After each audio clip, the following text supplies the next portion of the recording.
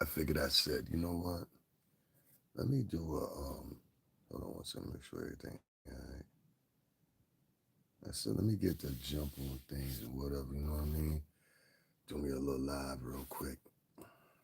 I caught me some much needed sleep, so I actually just got up like maybe like 20 minutes ago, and I don't know. My spirit said, I watched the video, and my spirit said, you know what? Won't you go ahead and go live? You know, so give me a second. Let me share this.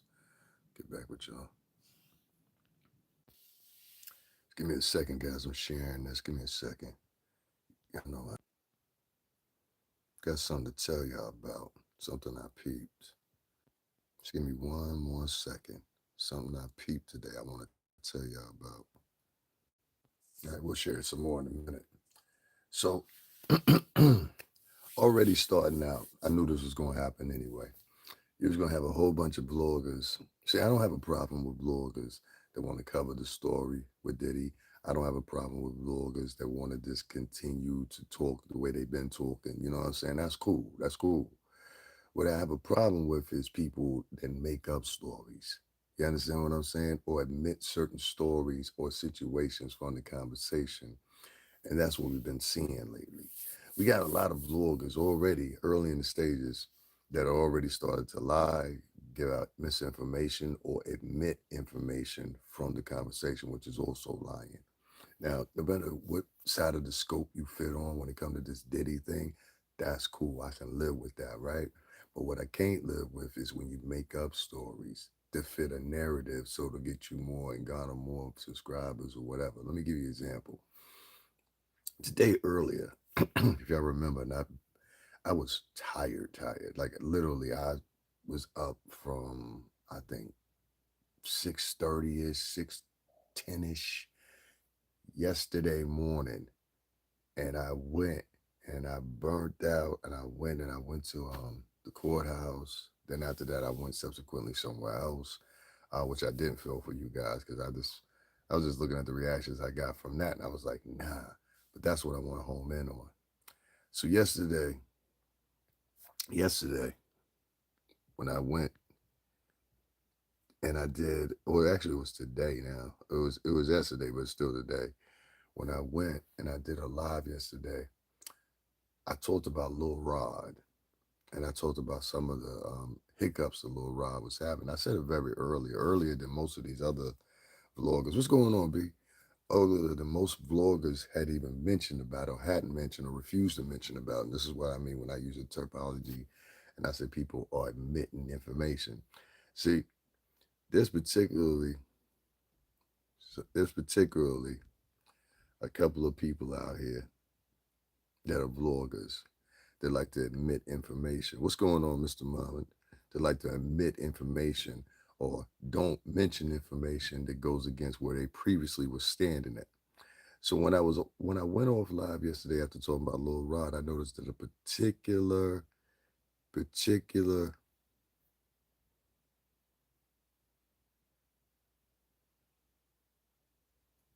I was seeing something. Never mind. Never mind.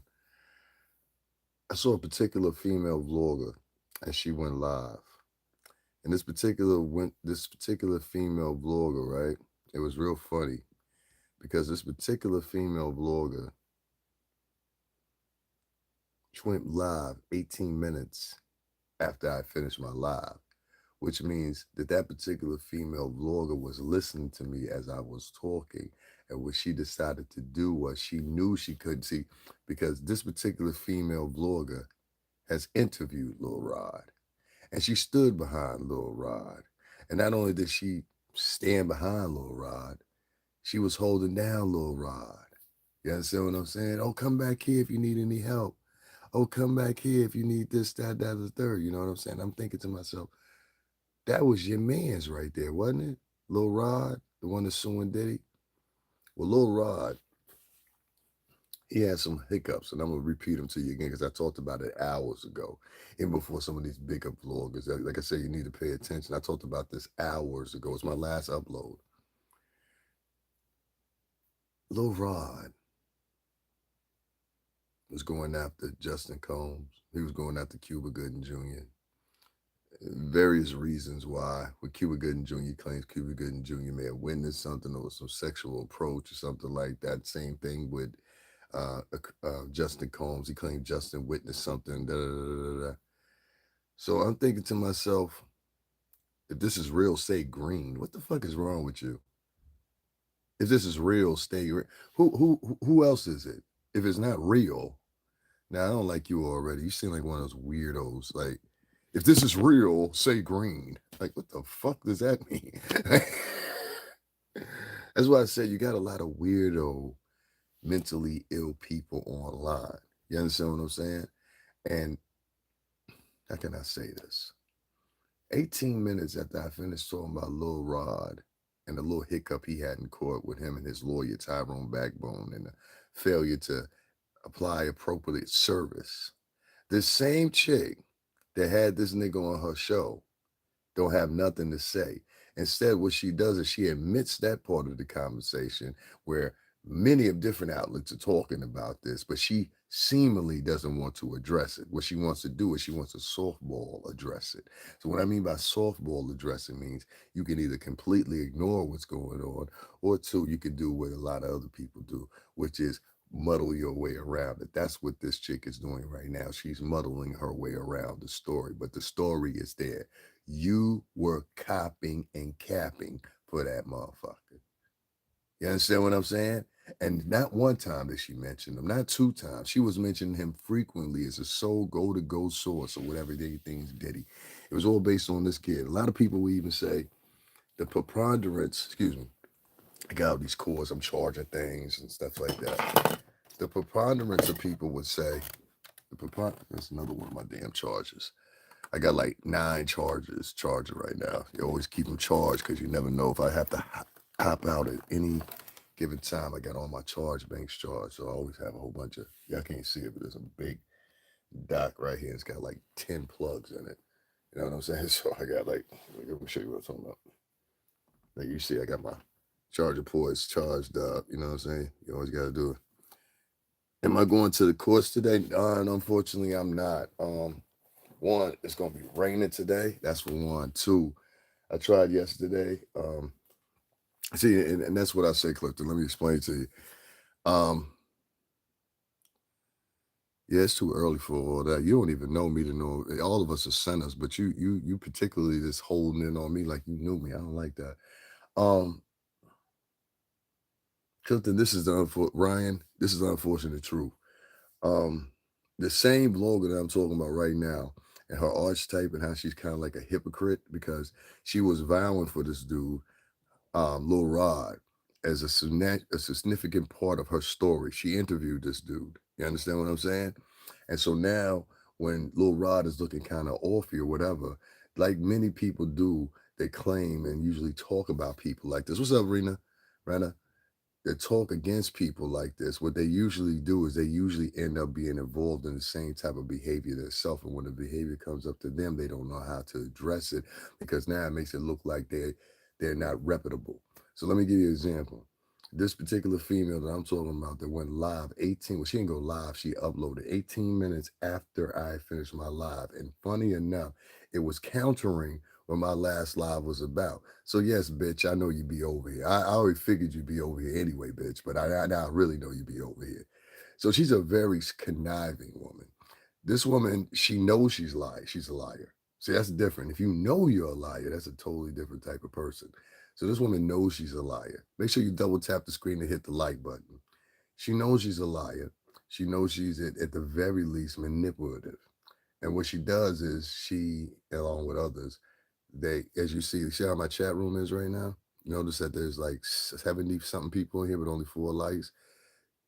I have a multitude of people that are haters, that are vloggers, and their followings come over here because you talk about them. If that makes any sense. Hey, what's going on, Jeanette? And so yesterday when I went live and I was talking about this Lil Rod situation, I found it funny that 18 minutes after that, 18 minutes after that, this bitch had to upload and she was trying to counter basically what I was saying, but she couldn't counter what I was saying because this was all out of process. Now, if you guys don't know, Lil Rod and his lawyer, Tyrone Blackburn, that put together two cases against, well, one case each against Justin Combs, and the other one was Cuba Gooding Jr. The details are scary. Some people will say it's because Cuba Gooding Jr.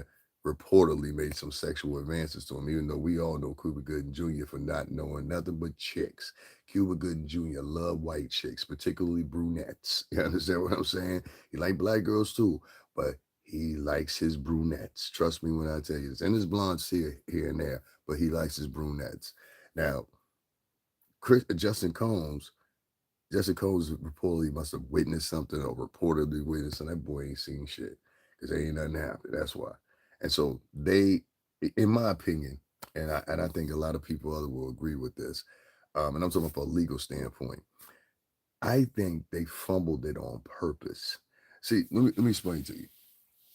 If you if you take the story at surface value and you say, okay, there was a problem with the processor, and the processor, he didn't get it to the right, he couldn't find the address, and then the processor, and if you don't know what I mean by the processor, this is the person that actually delivers to you and says, hey, you were summoned to appear in court, et cetera, et cetera, et cetera. So on November 8th was supposed to be the day that they were supposed to have these summonses already gone for Justin Combs and also for this guy right here. What's the name? Cuba Gooding Jr. That didn't happen. The process was stalled, and for some reason or another, it ended up being, I believe, the ninth and the 10th that became dates in the question. By the time that Mr. Blackburn, I won't say his name respectfully, I don't know the man. You know what I'm saying? Exactly. I'll get into that right now. So the processor says that he can't deliver and I talked about this hours ago, but I'll talk about it again. The processor says he can't find the address, right? There's 3 or 4 different addresses, okay? That's normal. So then we turn around, and then after that, we have, I guess, the knife comes into play or whatever when they go back to the address and they try to deliver the same thing, but nothing happens. And then the 10th, I guess by that time, it's all said and done. It's too late because it was supposed to be there November the 8th. Now, mind you, prior to that, they had weeks to get this stuff done and over with, but they didn't. This is against the son of one of the biggest stars in hip hop, Justin Combs, and arguably one of the most legend actors in one of the biggest hood movies we've ever seen in our life, Boys in the Hood. God bless John Singleton's heart. So I'm kind of confused how attorney would do that. And then I came privy to some other things. When you ain't got any, when you don't have money, a lot of times what happens is and I had to learn this. A lot of times the lawyer in his lawyer's offices will incur some expenses. They will incur some expenses. One of those expenses being the processing thing. Now, I don't know if this is true or not. Maybe Lil Rod paid for it. Maybe he'll get billed for it. But it seems like that Mr. Blackburn's offices were not only entitled to and privy to offering the service, but also more importantly enough, it seems like to me, Mr. Blackburn's office has some miscommunication or something misfired or whatever the case may be. Now, do they have the option to refile? Yes, they do. I want to be fair. They have the option to refile. Do I think they're going to refile? Fuck no. And that's what brings me to my point. I think that they did this on purpose. And the reason I think they did it on purpose, Mr. Blackburn, this is my theory. The reason I think he did it on purpose because I could cite about 3 or 4 other cases where they do that. Because if you had a ruling out in public, it would raise doubt with the public. But if you don't have a ruling and it just looks like a simple mishap, clerical error, then that way you can bow out. And you're going to see a lot of lawyers try this strategy here that bring up claims or whatever. They'll gracefully bow out. Just like you just saw Tony Buxby. He gracefully bowed out. And that's what many of you should do. If you have any ill intentions, just gracefully bow the fuck out. Good for you, Lil Rod. Good for you. Might be hope for you yet, huh? I doubt it. Remember I told you months ago? I said, now where do you think this is going to go? You would have been better off sitting down with Puff yourself and say, hey, can you give me $1,000, $100,000 or something? I'm fucked up. You would have been better off doing that. Now, he knows like I know. Ain't nobody ever gonna work with Lil Rod ever again. Can you blame him? Nobody's gonna ever work with Lil Rod again. Ever. I might be people here and there. And hell, might even be able to blow it off in 10 years. Stay where I'm at. Nobody's gonna work with Lil Rod, and he knows that. And that's why your lawyer is covering some of the expenses for you. Ain't that right, Bubby? Don't nobody wanna work with the nigga that helped take out one of the biggest stars in hip hop. Who the fuck wanna work with Lil Rod? But more importantly enough, the people that do want to work with Lil Rod seemingly happen to be bloggers. Oh, they love Lil Rod. And in a few minutes here, when Lil Rod is gracefully bowed out, amongst others, well, y'all gonna be surprised about this shit.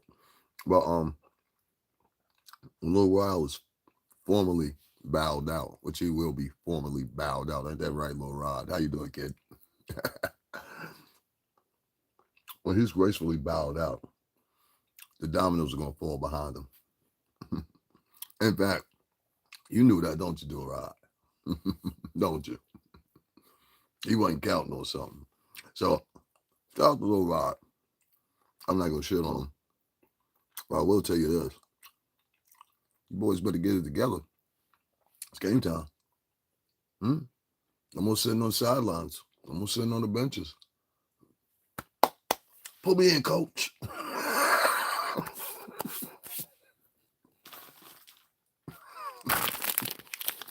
See, one thing I always preemptively say, I said this before a long time ago, not to you guys, but to somebody else, is you have to count on these motherfuckers to be themselves.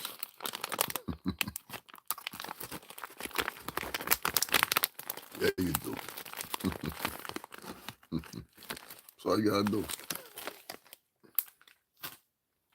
That's all you gotta do. Shout out to Mark Agnifilio. Shout out to Tina Garrigos, Mr. Garrigos Sr. Doing a fine, fine job, aren't you? Fine, fine job. Now, back to this. Can Lil Rod refile against Justin Combs and Cuba Gooding Jr.? Can they refile? Yes, they can. Make sure y'all double tap the screen and hit the like button. The haters must have showed up. The haters, when you see that many people in my chat room, there's over 148 people in my chat room, there's only 6 likes, those are haters. They get sent over here by people. The urban space on YouTube is a very, I think you call it, a very dark place, a very nasty place, a very place where you have to watch yourself, because when you're messing with urban YouTube, you also have to remember that most of these people in here, they're in here for a gripe or a sell. They want to come in, they're going to try to grab pieces from you and try to reconstruct what you said. They'll misinterpret what you say or whatever, whatever. Kind of like what many of these people that are plaintiffs in these cases are doing. You know what I mean? So, yeah, don't worry about that. You know what I'm saying? The urban crowd, they don't like me. They don't like me because I don't want to go with the hoopla and condemn people like we some fucking 14-year-olds or something like that. So, you know, yeah, but believe you me, I don't ever worry about. Let me give you best friend advice. Don't ever worry about what the urban crowds think of you as a blogger. I heard somebody say that the other day, and it was a young girl, young black girl, and I watched her blog. And I most probably share it too. She ain't that young. She's like 20 something. Well, and I don't want to hit it or nothing, you know. But I just it grabbed the stalk in my chest, a little black girl. And she was like, yo, and she's very smart. And she wears glasses or whatever, whatever. And she does a blog kind of like on science stuff and stuff like that or whatever. But it's very interesting because she has a lot of theories that are profitable theories. I want to talk about this young black girl. And she's also currently in college. I'll tell you her name too. Her name is Terry. But anyway, this young black girl, she's rather dark skinned. She also does art. And she just came up in my feed. I don't know why she came up in my feed, but she came up in my feed. It wasn't like I went looking for her. She just came up in my feed. And I heard her say something that stuck out to me. She says, I don't understand why more black artists or black people don't indulge in my art. The majority of the people that watch me are white or from other countries. And I said, because, and I wrote in the chat room and said, baby, they're not going to like you because you're talented and you're not on here gossiping. Simple as that.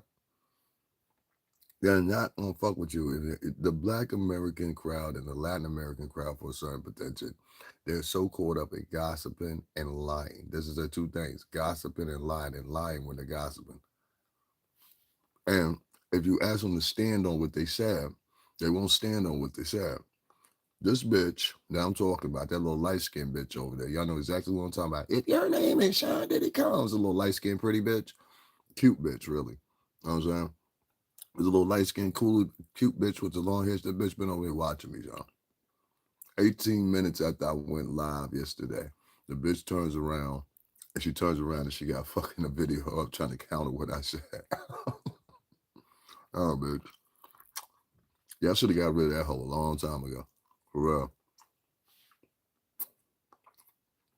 I should have got rid of that hoe a long time ago. If you can't see the levels of fucking acting in that bitch. I thought this is a full plastic. I was like, bitch, is that your real voice? Like, is that your real voice?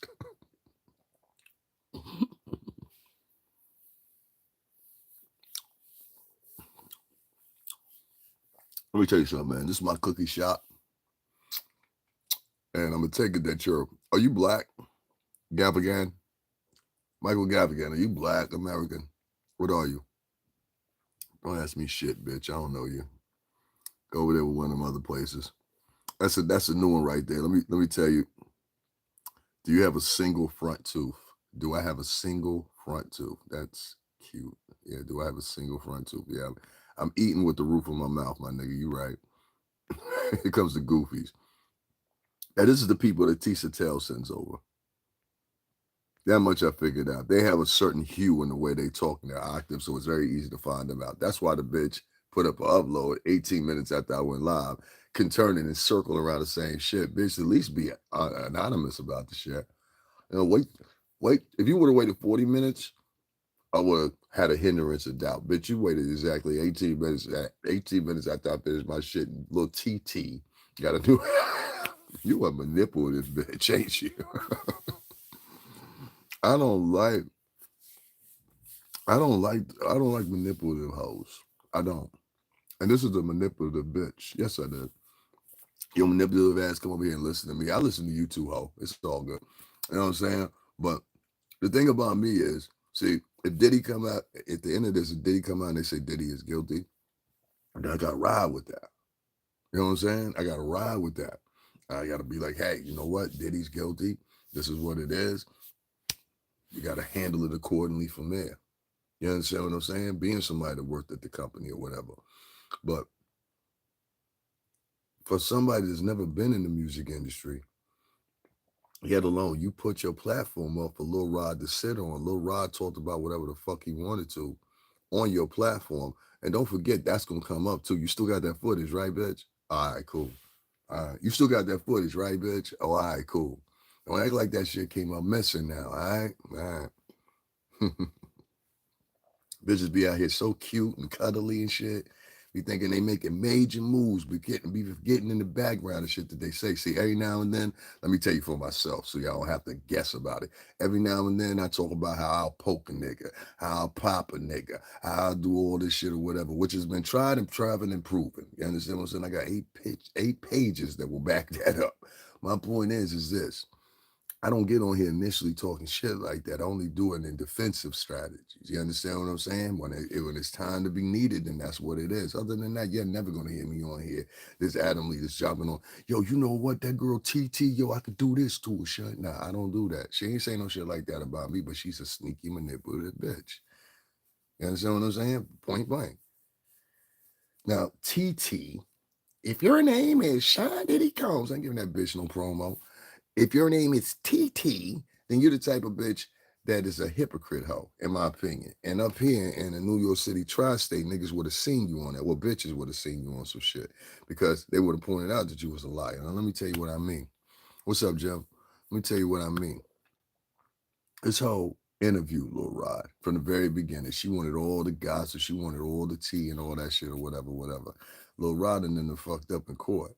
You understand what I'm saying? And it led to Justin Combs and Cuba Gooding Jr. being removed from situation and probably his whole case ultimately being dismissed or dropped. That's what many of these motherfuckers. I keep trying to tell y'all. Yeah, there might be some stories in there that's real. They might be lying too, but let's just say for the sake of the matter to be fair. So I like being fair. Let's say that some of the stories are true, right? Well, the people with the preponderance of the fake stories are fucking shit up for the people with the real stories, if there are any real stories to be had. See what I'm saying? So you too, even if you're not on the side of Puff or you playing the side of neutrality, you should be mad at motherfuckers like that as well. Cause they in the way. Even for your outcome, they in the way. You understand what I'm saying? So that is that fair? Even if you're a anti-Diddy motherfucker, right? The people that are coming in with fake stories, when you agree that they getting in the way of people that potentially might have a story that's real, can you agree with that? Nah, they ain't gonna agree with that either, because that's not in the nature of a lot of the urban crowd. A lot of the urban crowd nowadays is absolutist, and they deal in extremes. I'm not an absolutist. You understand what I'm saying? Because some things don't have no what's the name. They have nothing on him. They have nothing on who? On Puff? No, what I think it is, I think a lot of motherfuckers are using, and that's why I said I want to keep on encouraging these bloggers like TT. Oh, that bitch. Listen, if you wanted to grab TT up right now and be like, bitch, you said this, that, and the third, you got at least $400,000 sitting behind this bitch. Like, I don't know who's coaching this bitch as far as legal counsel, but they must be some like local focal lawyers because they're not telling this bitch, yo, bitch, listen, we got you right here with defamation. We got you right here with lying. Like, literally, I have like 6 or 7 stories that I've sent over to folks. Yes, I did, bitch. You already know. You know what I'm saying? 6 or 7 stories that I've sent over to people where this bitch is blatantly lying. And then the add insult to injury, this is not a presumption. After she's lied, there's stories that come out that counter everything she's previously said. You understand what I'm saying? And even after that's done, she still won't admit, hey, come to her crowd and say, like, I can come to my crowd and be like, hey, I was wrong on some shit. I reported this wrong. I do it all the time. She won't do that. Instead of doing that, what she'll do is she'll admit that factor from the conversation and move on to something else, ignoring the fact that this happened. Bitch, you interviewed Lil Rod. You had him on your show. You were agreeing with him. You told him, hey, send me an email if you need to catch up. Da, da, da, da, da, da. Y'all best of buddies. Okay, bitch, explain this. And there has been a word. Or submissive words, small words, nothing big enough. Like for a bitch that sat down with this nigga for like 2 hours and lived everything and breathed everything that he said, right? Bitch, how come you haven't got an update? I keep telling y'all, and I keep telling y'all over and over and over again. Some of these black female podcasters, even if they work with men, a lot of them are misandrous. Listen to me. A lot of them are misandrous.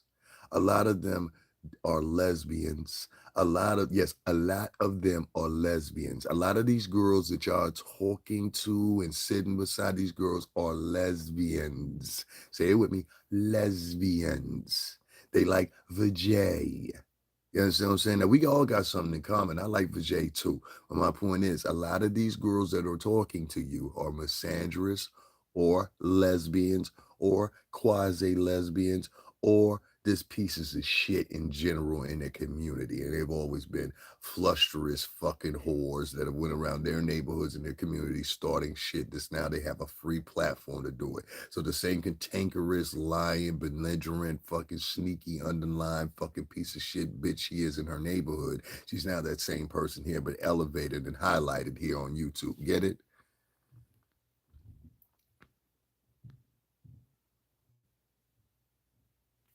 I'm not your brother. And you're just, you know what I don't like? Did you graduate from any college? Did you graduate from any college? I'm talking to the nigga named Bryce. You always get these. Let me tell you when I know somebody is dumb. You see how you spelled brother, Brotha? That's an old form of saying that. So this is, first of all, I know it's a man that's not very educated. That's for one. Number two, I don't like black dudes They come in all for the sake of defending black women, but they're not really defending black women. Really, what you're trying to do is get a piece of the J, right, buddy? This is how you've been doing this for years. I know niggas like you. Let me explain to y'all something so y'all know niggas like this when you catch them.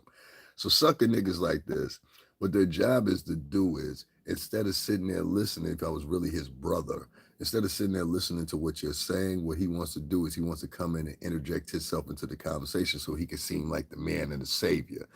Niggas like this right here is a simp. Thank you, Vinny. Niggas like that is a simp.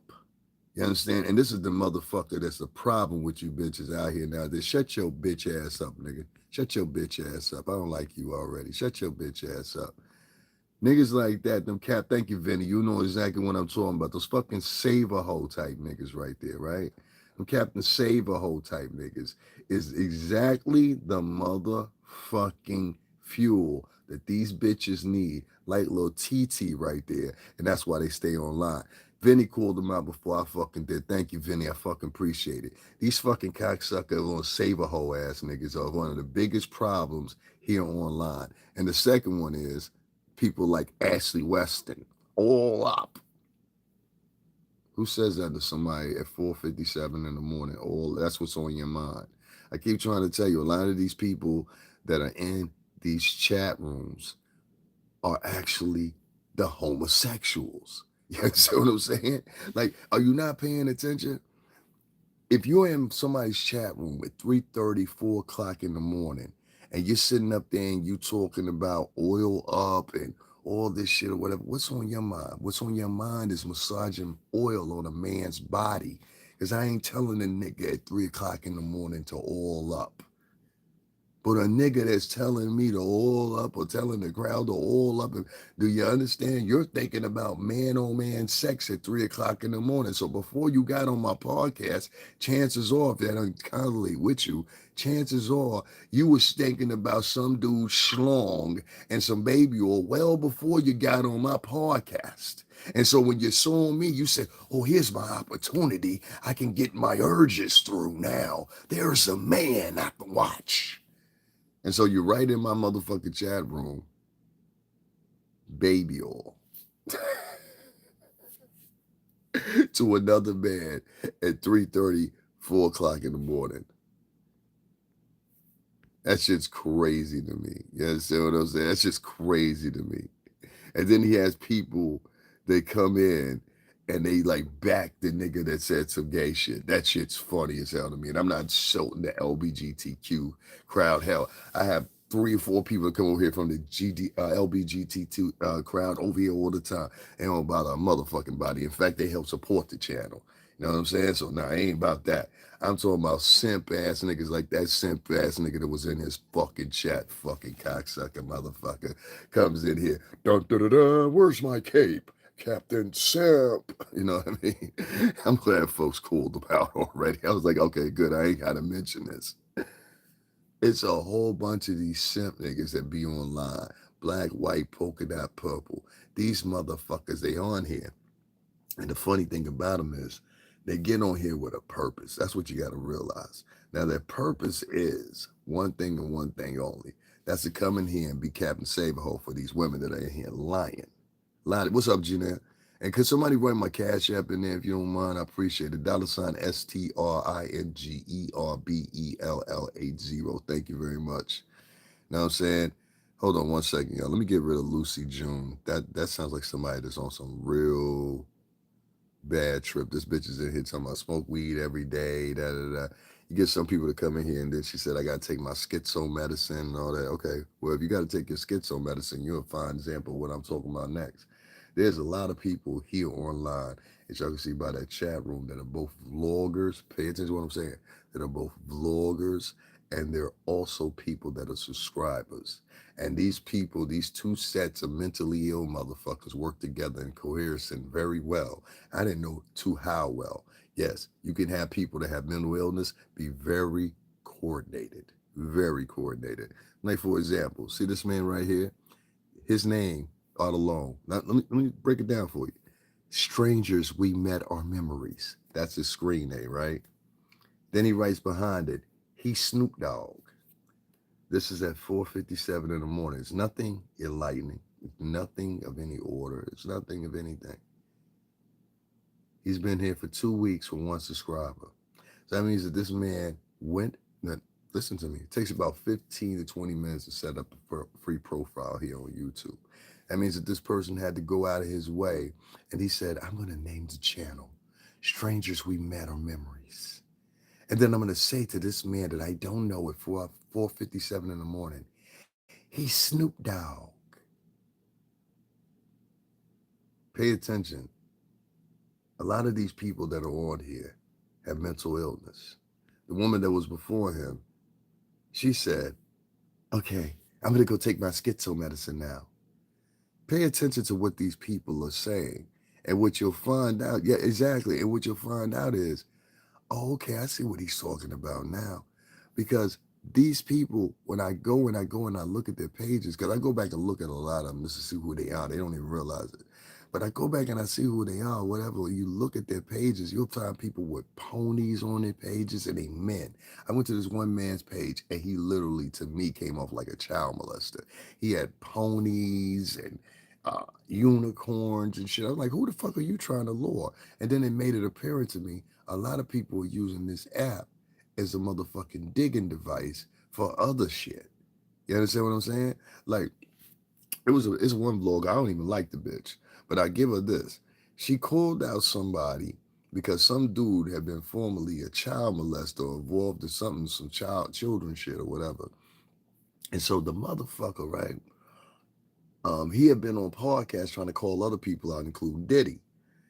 And so finally, even though he was aiding in their story, I like the fact and I can respect the fact that the niggas came back and they said, hold up, motherfucker, weren't you fucking with kids before or some shit like that? And then he tried to explain. This was an older cat too. And he tried to explain the shit and shit. And it was like, nigga, ain't no explaining that shit. Like you could explain, the only much you could explain, like, if it wasn't about force, like I can see when a nigga can get tripped up. Bitch is really 16 and she says she 26. That happens, especially nowadays with today's fucking shit. That happens. So if that happened, niggas will give you a pass on that. When I've seen niggas give niggas pass on that. Yo, I didn't know the bitch was 16. She told me she was this. You can't expect a nigga to do that, but they do have to adjudicate the law. But that does happen. I mean, you heard of a fake ID, right? Bitches go get fake IDs at 13. And some of these girls out here that's why I have to be careful. Because, like, I know in certain settings, I can look or I can appear 10 to 15 years younger than what I actually am. You understand what I'm saying? And, like, especially in social settings, if you're just passing me, a lot of these young girls, they'll look at me. They can tell I'm older. Some of them don't give a fuck. And some of these young girls, they'll come at you, like, they'll come at you. You know what I'm saying? And I don't generally fuck with chicks under 28.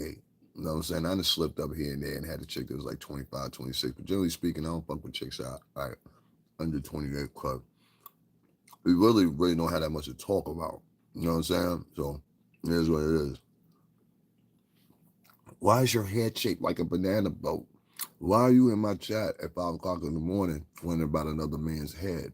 What other heads on a man are you worried about? Talking about bananas. Bananas and head in my head. Nigga, you already sound a suspect. Yep. You've been here for 11 years and only got 4K subscribers. That means you have material on your page, which means you're looking for friends. I told you some of them comment bomb because they're looking for people to follow them. Let's follow back on old Misha Schmells.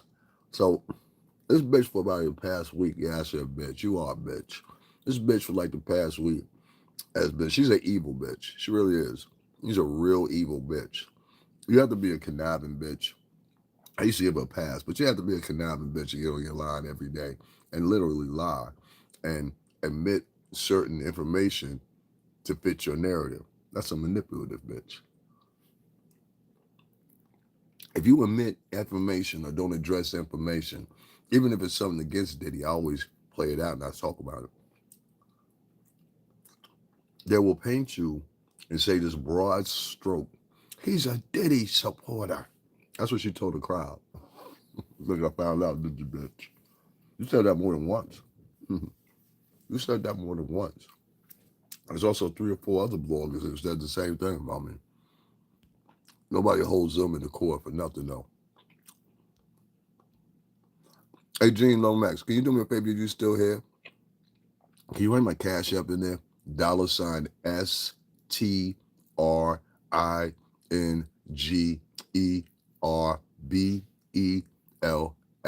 80. If you could, or somebody could. Or if not, it don't matter.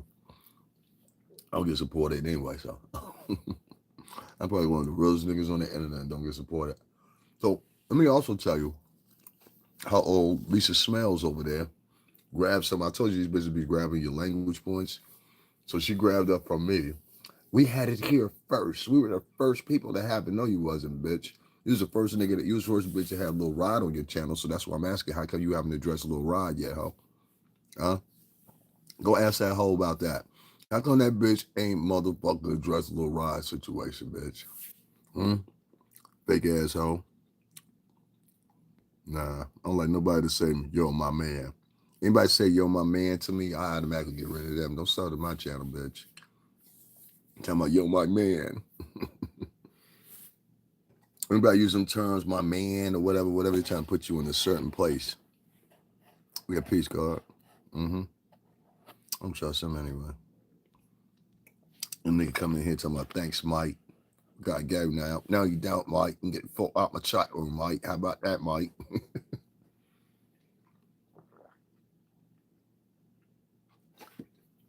Another one of them cocksuckers think they're gonna come over here and get info. I know my worth, homie. Trust me. Hey, peace. I'm be trusting these niggas. Mm-hmm. Mm-hmm. I don't know why YouTube started doing that said hi shit. I don't like that shit. And that shit annoying. Patty Casada said hi. I was supposed to respond to that shit. Niggas won't even write my chat room in there talking about hi. I ain't with all that friendly shit no more. That's why I said fuck all that friendly shit. You ask people to write their cash app. They don't want you to get no money. It's crazy. But they want you to, yo, I love the material. I love the what's their eyes. So donate something. But you'll see people that sitting up here online telling straight, how am I high, nigga? I just woke up. Why would you be worried about what situation anybody in anyway? What do you like? You work for the police department or something? You ever notice this shit now?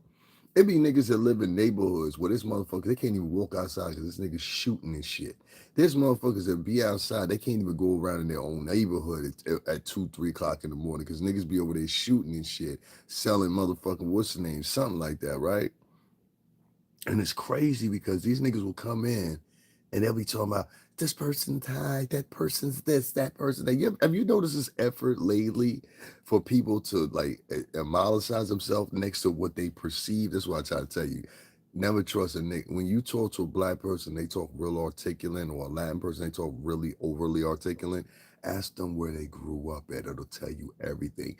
And you'll know right then and there if you're particularly, and then you don't always have to be right. Sometimes there's some people that grow up in the hood and they grow up with educated family members and they just ended up there. But more so of the time, when you get these people that are overly articulate and white people, you know exactly what the fuck I'm talking about. I live here in Connecticut. I've lived my whole life around white people. You know exactly what I'm fucking talking about. When you get people sometimes that are overly articulate, what I find is a lot of times is that person is putting on an acting role. You understand what I'm saying? Like when they overly articulate and then they'll hold themselves and admonish themselves. See how you know how to overly articulate like people that are obnoxiously in white? And then when they get around white people, what they quickly find out is white people don't talk like you talk. Wannabe, wannabes that are white talk like you're talking, yeah, and relate. You're gonna find that out sooner or later. A lot of black people, they never, or Latin people or minorities, and they never find that out in their acting roles. They think like, well, if I talk like this and I did like this and that. No, you want to do the opposite of that. Trust me on that. Because if you came around, I got a ton of Italian friends. I've got 3 Italian friends that own businesses that are Italian restaurants. You know what I'm saying? Shout out to Tony D's. You know, Sal, what's going on? You know what I mean? So I've got friends, actual friends that are Italian and run Italian restaurants. I got some friends down in Jersey that run an Italian restaurant, a real popular Italian restaurant. I got a friend in Little Italy that runs an Italian restaurant. I've been around real Italians. So when I tell you that if you are around, and Italians are not white, but if I tell you I've been around white culture or people that, identify closer than more to white culture in a certain extent, it's safe to say if you haven't, then what you're doing is you're playing a guessing role. Like for example, as some like when I was 10 years old, I had friends, Hunter and Pierce Weichel. I had another friend named Sterling. I had another friend named Kelly or whatever, whatever. And all these people that like their parents were lawyers. My one friend Hunter, I think Hunter and Pierce, their dad was like a firefighter and their mom was like something for the state or whatever. Same thing. They had a pool. They had things to offer when I was with them, and we all go hang at their houses. And so these were the people I grew up with. So who were you hanging out with at 10? It comes into question. You know what I'm saying? And I also had friends that they didn't live in the hood, that they were like middle class, if you want to say, black kids as well, and Spanish kids. Like they didn't grow up bad. They wasn't poor, or like, you know what I'm saying? They wasn't like struggling for life and shit.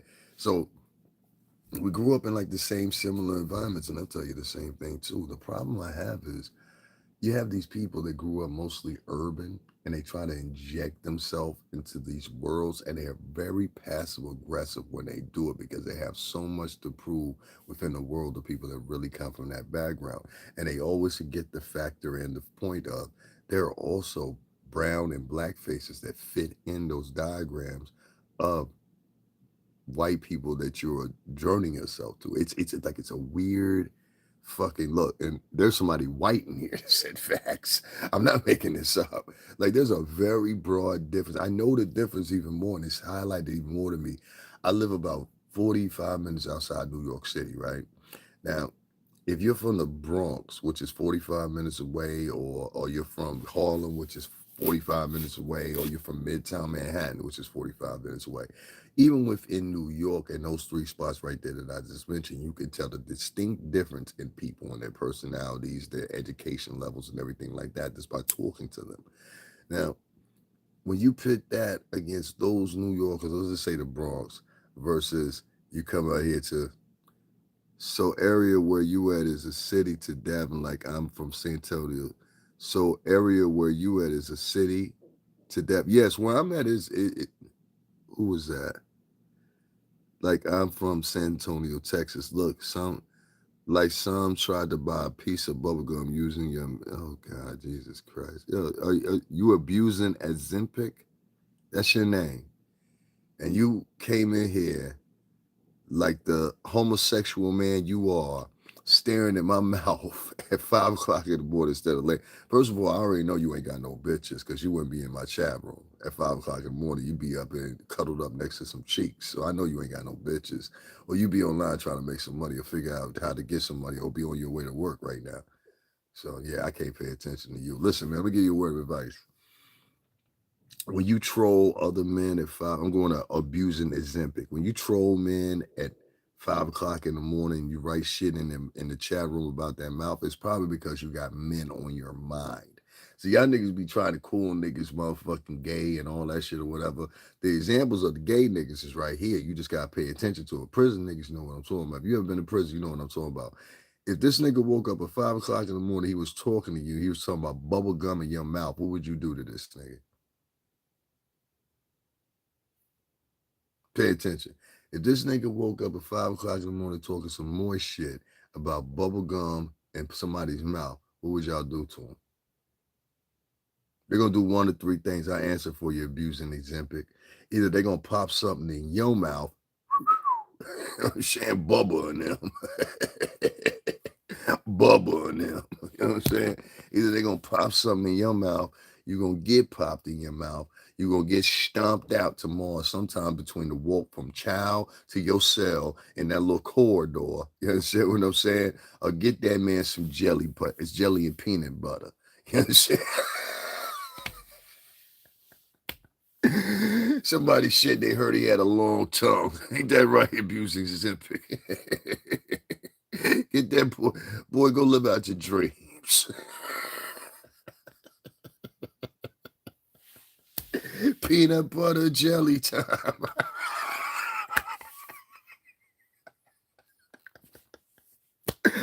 Oh man, you don't want to joke with me, son. I've been doing this shit since I was 12, 11 years old. Niggas would tell you I was a king of jokes. I got a little rusty, but I was quick at replying. That's why everybody used to like me. To this day, let me listen. I will eat your food if you come with me with the jokes. Trust me, I get deep with it too. You know what I'm saying?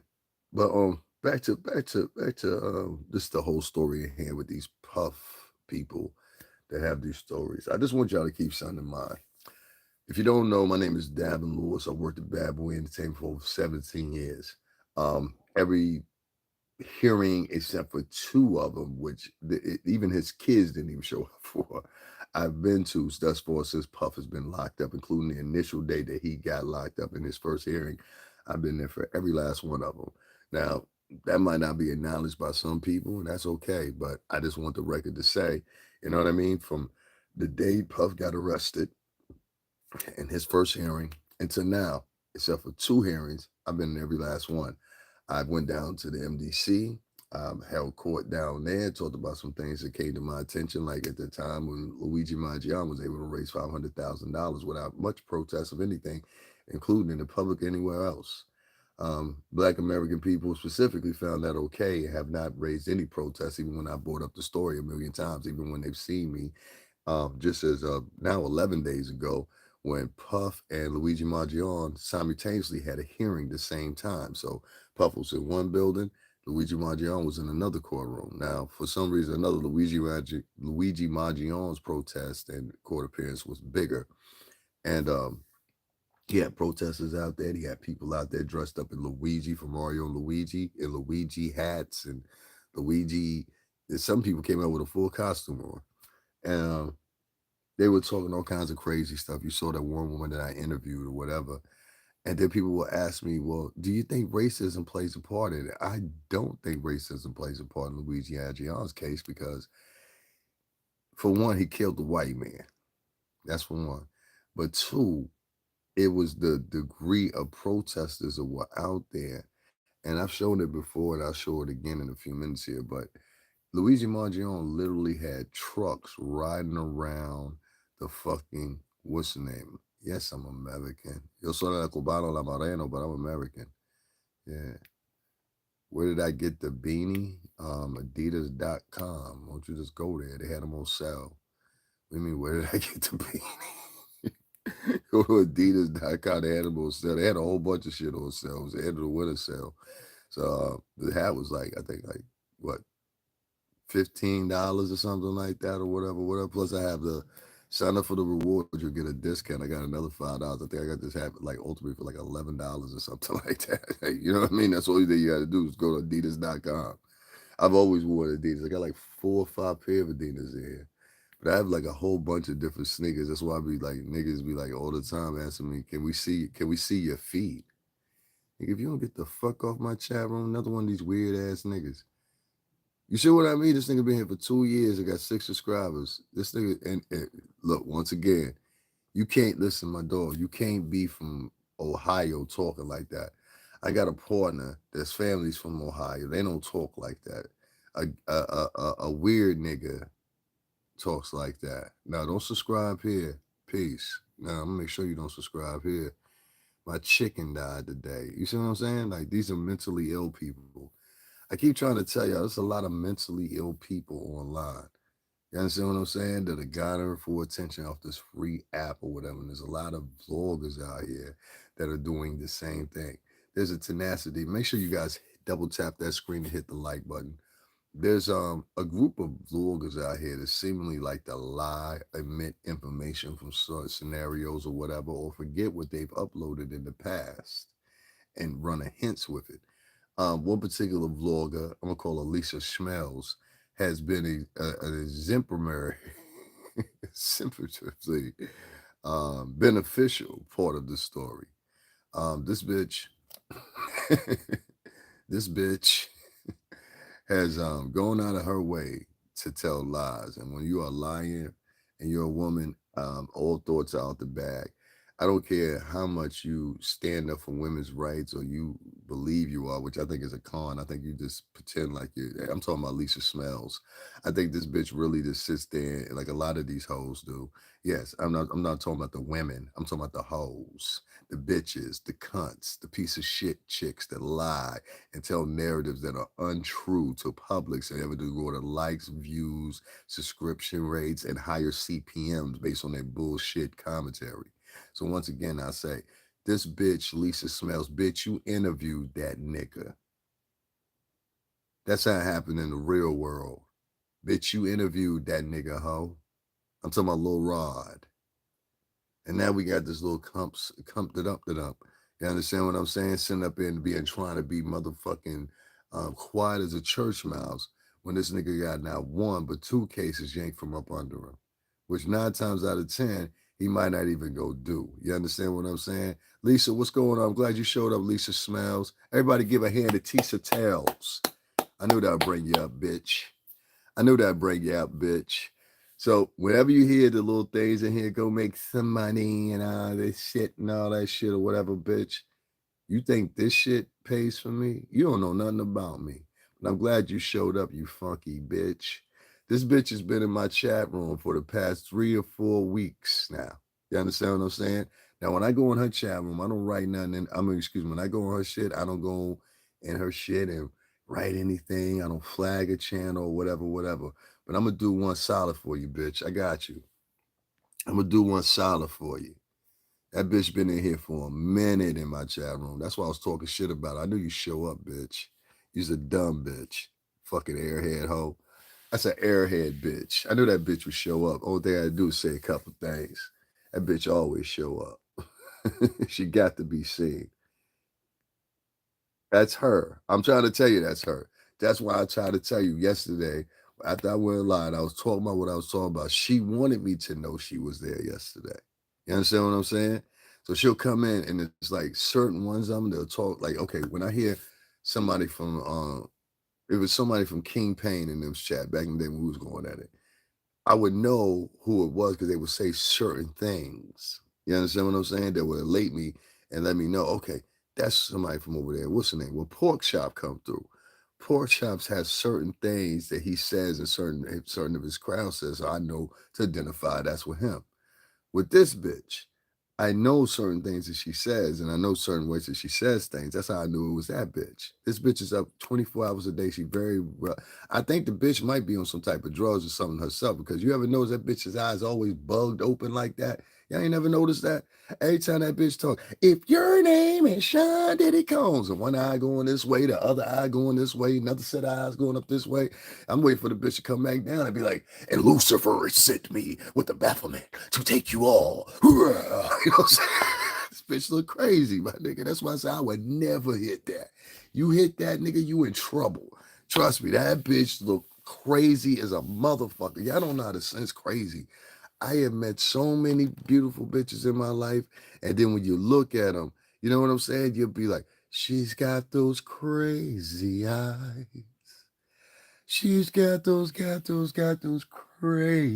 eyes. I said, if you can't look at that bitch and see what you mean, crazy eyes. I said, don't nobody look at this bitch and say, this bitch look like she is out of her mind. She be okay. And if you're, and then sometimes you'll catch her when she in mid-sentence, she'll be like, and I'll be like, yo, this bitch crazy as a motherfucker. It's some crazy, she's got those crazy eyes. I say, yo, I could just see one day them coming to putting that bitch in a whole full straight jacket. I can see them putting that bitch in a whole straight jacket. You know what I'm saying? And nigga, I don't know who the fuck Brickzilla is, but get the fuck out of my motherfucking shit, bro. Like for real, I don't want to deal with you. What you think about 50 speaking on Diddy? What you mean what I think 50 doing swinging on?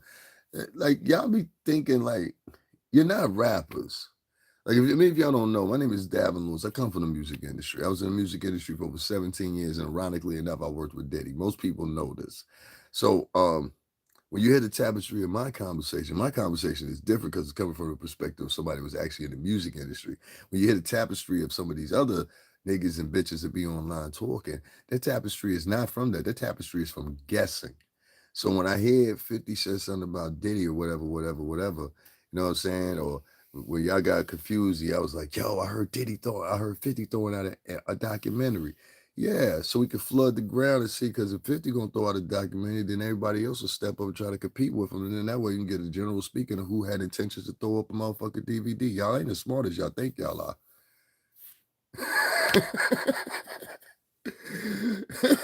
Appreciate you, Queens. Y'all ain't on top of shit as much as y'all think y'all are. Y'all see beefing in the music industry based on your perception. So basically, like what the dude said, he said, "What you think about 50 speaking on Diddy?" You're taking that from the equation of you hanging out with your friends and your friends is talking about somebody. You think, well, it can't be that much different and it must be pretty much the same. Even when you get to those levels, no, nigga, it's not. It's not. And that's not the way we play. That's not the way y'all be talking online and the way y'all be talking in your chat rooms and everything like that. That's not how it's played in the music industry. Like that. It sounds like if maybe you were the first or second year in the music industry, yeah. But guys that's been around 15, 20, 25 years and made multi-millions of dollars, and in some cases become billionaires. No. 50. No, even lucrative. If he planned on going ahead and doing the thing, he knew throwing out the factor that he said, "Y'all gonna make me a documentary too about the nigga," would do one thing.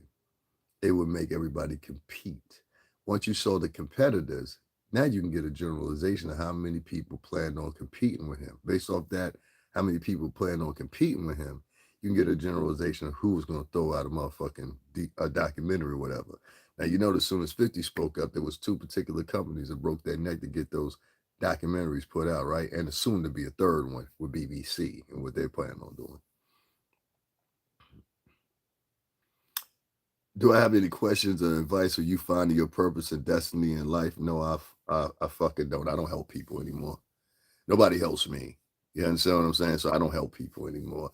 I'm sad that you have to come in at the tail end of that, but I will explain to you so you don't go away in life and be bitter and angry and think that guy could have said something better to me. Let me tell you why I don't.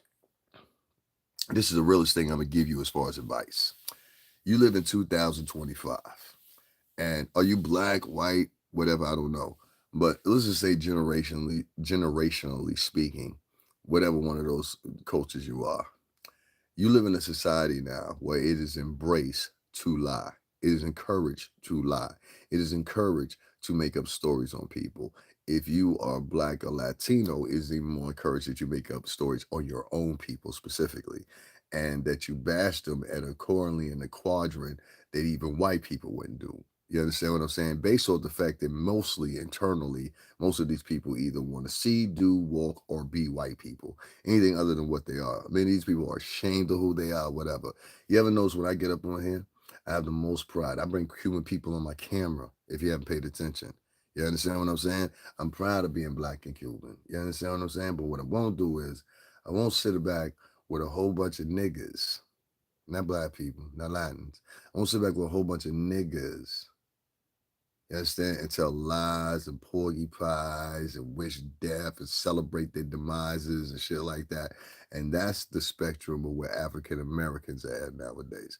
I've had so many people that are African American come on here, they'll consume your material and then turn around and fucking spit in your face after that. Because they say, well, you don't talk the way that this blogger talks. And I want you to fully invest yourself and tell them you're not going to do nothing but stick by us and blah blah blah blah blah. And if you don't do that, now their angle is they go out and let me tell you what they did to me.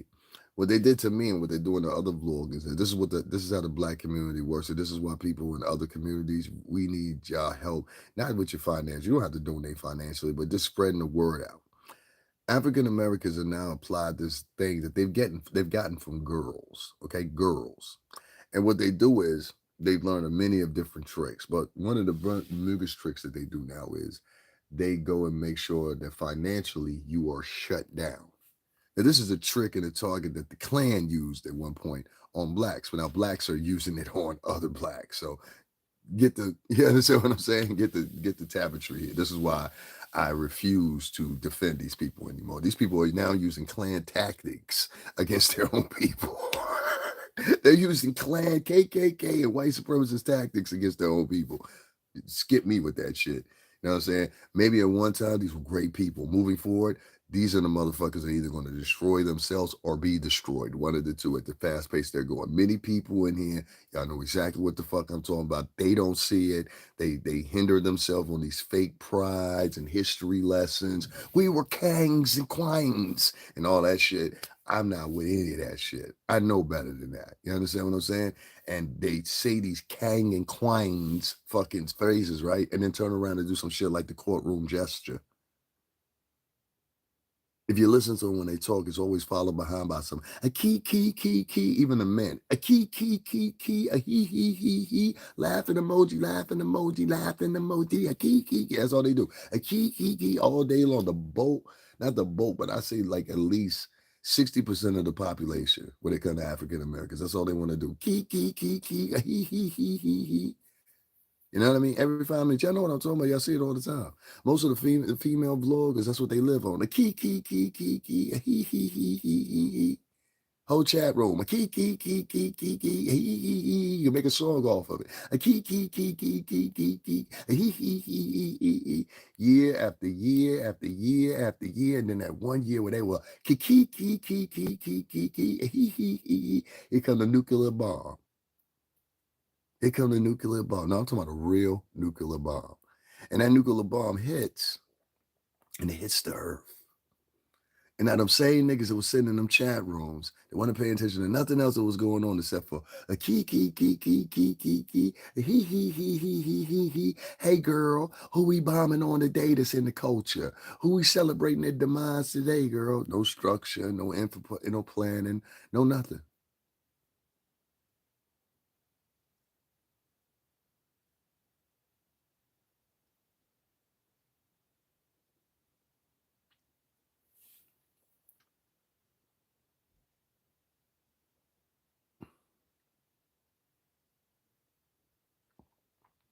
This one on here, this feminine man says, I'm Indian, Nigerian, born in Jamaica, and LOL all freaking day on YouTube. And you know what? I also hope that you get hit by a fucking car. Okay? The world would be better off without you.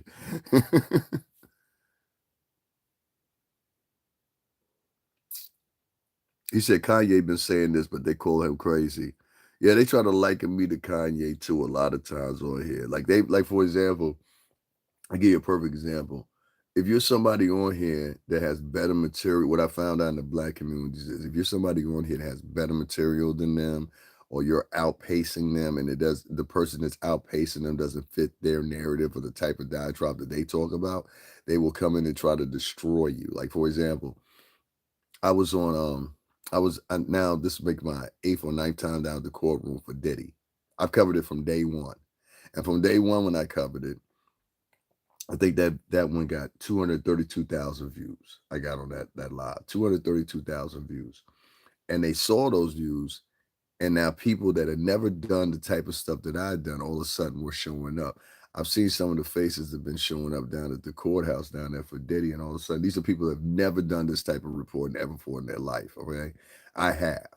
I've covered the Jonathan Majors trial, I've covered the Trump trial, I've covered a lot of different things in person, on camera, on foot. And so what they do is what I find with a lot of Black Americans, they're not, a lot of them are not very original when it comes to content. I mean, they do one or two things. They'll either, or one or three or four things. They'll either talk about the latest topic or whatever with no originality to it. So basically what they'll do is they'll just read comments from like whatever publication put whatever out, right? So they'll read the highlights of it or whatever the case may be. And then they'll turn around. They'll either start replaying the video, or either two, they'll start giving commentary or something, but from a AME church, Baptist church, Southern Baptist point of view. So it's a whole bunch of a key, and Lord child, and a whole bunch of presumptions. Well, the way the Lord said it, and and all that shit. And you just get to the point where you're like, Jesus Christ, what's wrong with these people? Like they sound stupid. And like, Even people, when you get people within the culture, they even say the same thing. That these niggas sound stupid. And it's everything is key, he every 5 fucking minutes. I'm like, yo, these motherfuckers are stupid. And they're following bitches.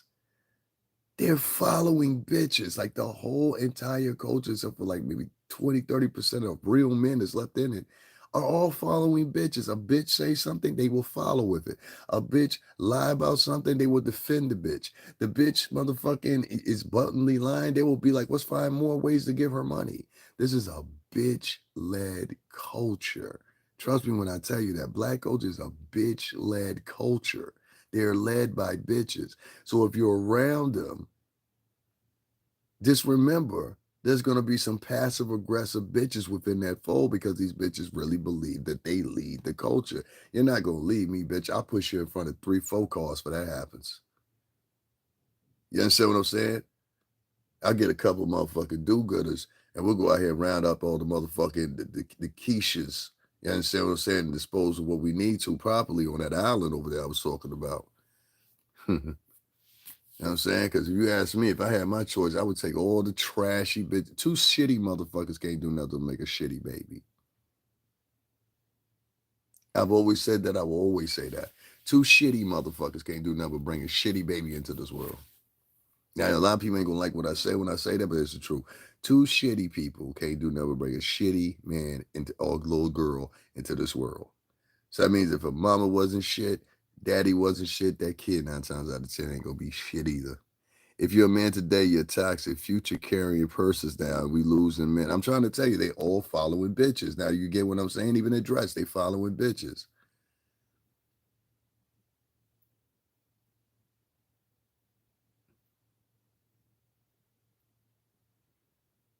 You talking about hearts growing huge and people loving, and that shit might have been you know what? That shit might have been true. I don't know, 45 years ago. You sound like an old bitch. She said, "I don't know your life story, but one thing I've learned is I'm still learning that no matter what people think, always love yourself and love an open heart." Who the fuck said I didn't love myself?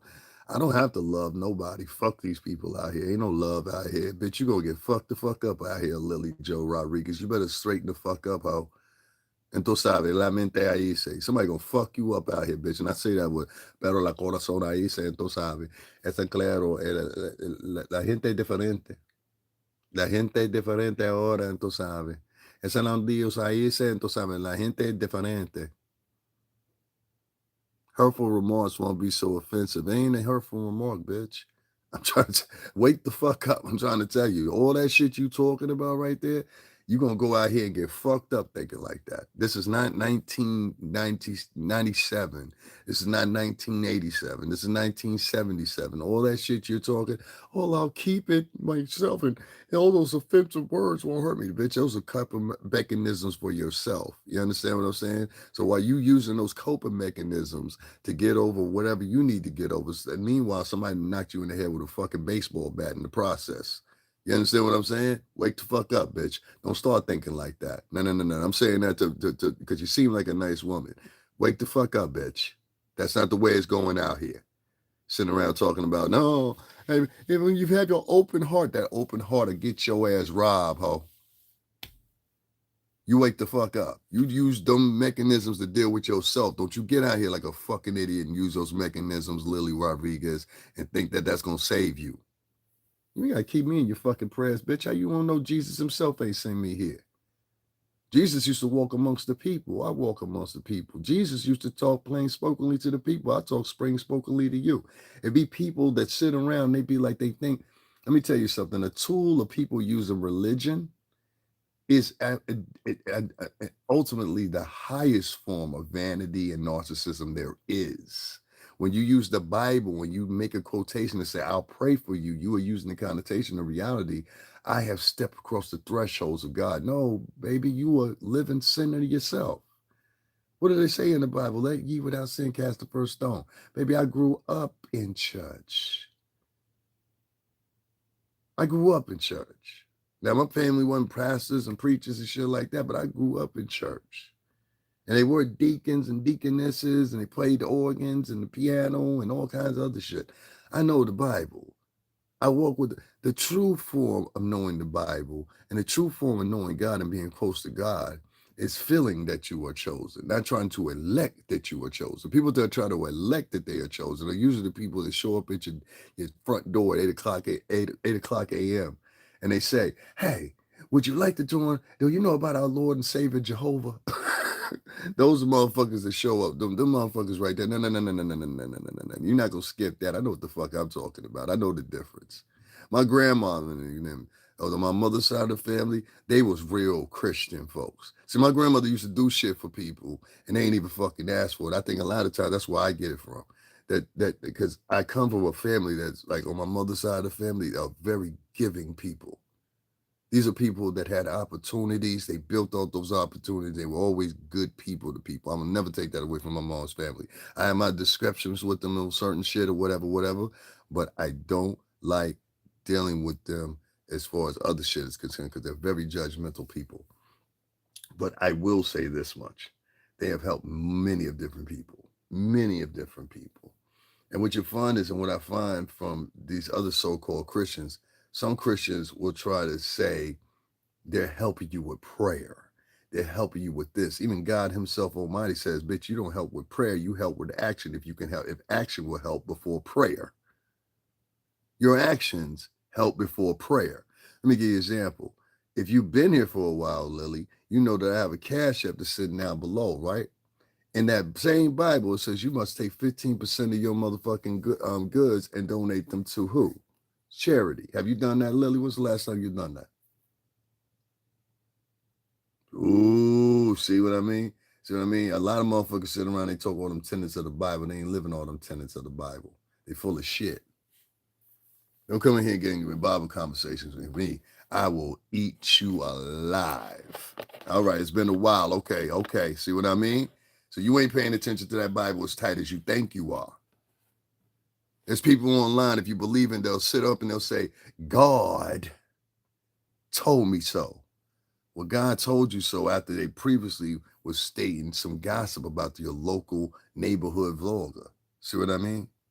There's 125 passages in the Bible that speak against gossiping. There's 122 passages that speak against blasphemy.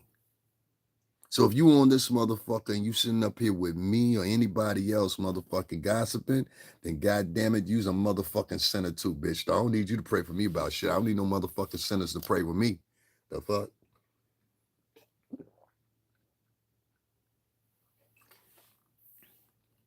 This is why I be talking about them fake black morals that be online.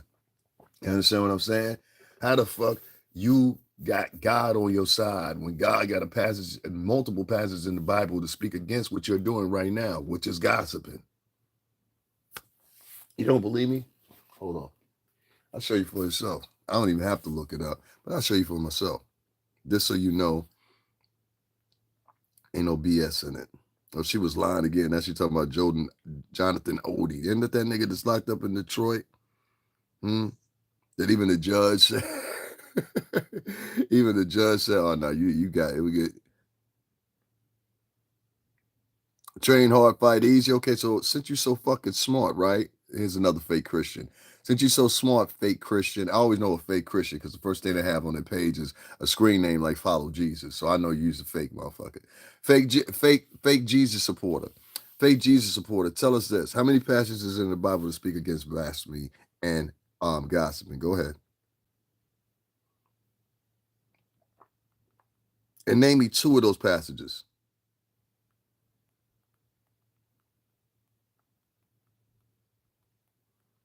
He wrote anything yet, y'all? He's not going to write anything either. Because if he writes something at this point, he wasn't prepared for that question. So if he writes something at this point, it's going to make him look like a hypocrite. Oh, I'm a fakie. No, I'm not sitting here confirming that I'm a Christian. You got me fucked up. You know what I'm saying? No, a chick was in here and claiming she was a Christian. You understand what I'm saying? So I asked you a question. I said, how many passages in the Bible? I already promoted it. You calling me a fakie, but your name is Follow Jesus. Let me help you out. Since you can't do it off the muscle, I'll help you out. So the Bible offers numerous passages to condemn gossip and the harmful effects it can have. Some verses directly address gossip, while others touch the broader themes of speaking truth, keeping secrets, and avoiding conflict. I want you to underline that. Avoiding conflict. What do bitches do on here from the African American and Latin diaspora that have the T sector? What do? They advance and promote conflict. I keep telling y'all wake up at 8 o'clock in the morning. Most of the time, these bitches is up online arguing with somebody or talking about how they beefing with somebody or talking about some new drama. Listen to it again. The Bible offers numerous passages that condemn gossiping and the harmful effects it can have. Some verses directly address gossip, while others touch on the broader themes of speaking truth, keeping secrets, and avoiding conflict, all which have relevance to this topic. Here are a few examples for the tribe. Proverbs 16:28, a troublemaker plants seeds of strife. Gossip separates the best of friends. Proverbs 11:13, a gossip betrays confidence, but who has trusted keeps a thing hidden. Proverbs 18:8, rumors are dainty morsels that sink into one's heart deep. Proverbs 20:19, a gossip goes around telling secrets, so don't hang around with chatterers. What did I tell y'all the other day? What did I tell y'all the other day? I said, it seems like to me the bulk of African American culture is not doing anything but sitting up here and fucking gossiping all the time about somebody or celebrating somebody's downfall. We all see it. And if you sit there and you say, well, no, that's not the case. All right, go to 5 of your favorite podcasters right now and tell us the titles of what they're saying and let us judge. Go to 5 of your favorite vloggers right now and that are in the T sector. Tell us what they're talking about and let us judge. You understand what I'm saying? Now, once again, let's get this fake motherfucker out of here. There ain't no Jesus motherfucker. He in here writing fake shit now. Like I said, Proverbs 20:19, a gossip goes around telling secrets, so don't hang around with chatterers. Okay, that means you shouldn't be hanging around with other gossip bloggers. James 1:26, if you claim to be religious but don't control your tongue, you are fooling yourself and religion is worthless. Once again, why I have the motherfucking commission. I know this shit, dog. That's why I have the commission. I have the goal to tell motherfuckers a lot of times when they come in and they sit there and say some gossip and they say, God know my heart. I look at them, y'all done heard me say, God don't fuck with you, bitch. Everything you doing is against God right now, bitch. Shut the fuck up. Diddy and that piece of shit needs to go down. Your mama need to go down, and I hope the bitch get thrown out the fucking window while she's at it. Anyway, long story short, what I'm talking about is, if y'all follow along with what I'm saying here, you understand. Now, I'll read this one because this is the biggest one, in my opinion, that goes along with fucking YouTube and what happens here with the black community. If you claim to be religious but don't control your tongue, you are fooling yourself and your religion is worthless. Let me read that one more time. If you claim to be religious but you don't control your tongue, you are fooling yourself and your religion is worthless. Hence why I have the typology of saying, and this is the one I was thinking about when I was saying it, bitch, God don't fuck with you. God don't fuck with that. You want me to read it one more time for you so you understand? If you claim to be religious but don't control your tongue, meaning you run a tea vlog, you a tea gossiper, you always got the tea and all that shit, these motherfuckers don't even understand that's a connotation from the demons, you dumb motherfucker. What does it mean to spill the tea? It means to tell someone's secrets. It means to be a chatterbox. It means to be offensive. It means to be a blasphemous fucking zealot. Do you think any of those attributions have anything to do with God? No, nigga, they have everything to do with hell, though, you stupid motherfuckers. You motherfuckers are being used and don't even know it. It's crazy to me. If you claim James 1:26, please follow through and read this. James 1:26. If you claim to be religious but don't control your tongue, you are fooling yourself and your religion is worthless, nigga. Worthless. Let us continue. James 3:5 through through 6.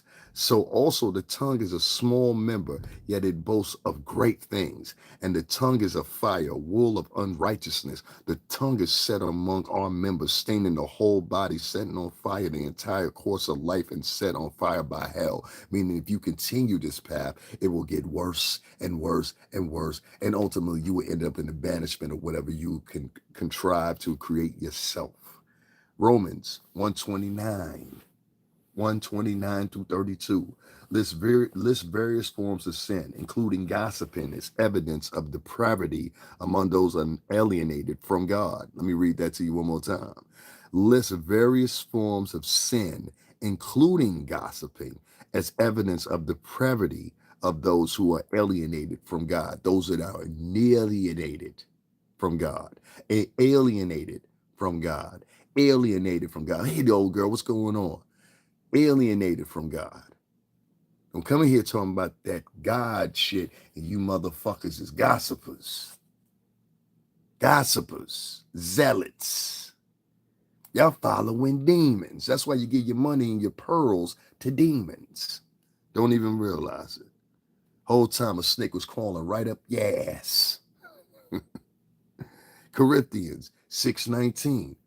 Or do you not know that the unrighteous will not inherit the kingdom of God? Do not be deceived. No immoral person, nor idolater, nor adulterer, nor a male prostitute, nor homosexual, nor a thief, nor a greedy person, nor a drunkard, nor reviler, no swindler will inherit the kingdom of God. See what I'm saying? A lot of y'all motherfuckers just right there, me just reading that shit right there is guilty of some shit, silly motherfuckers.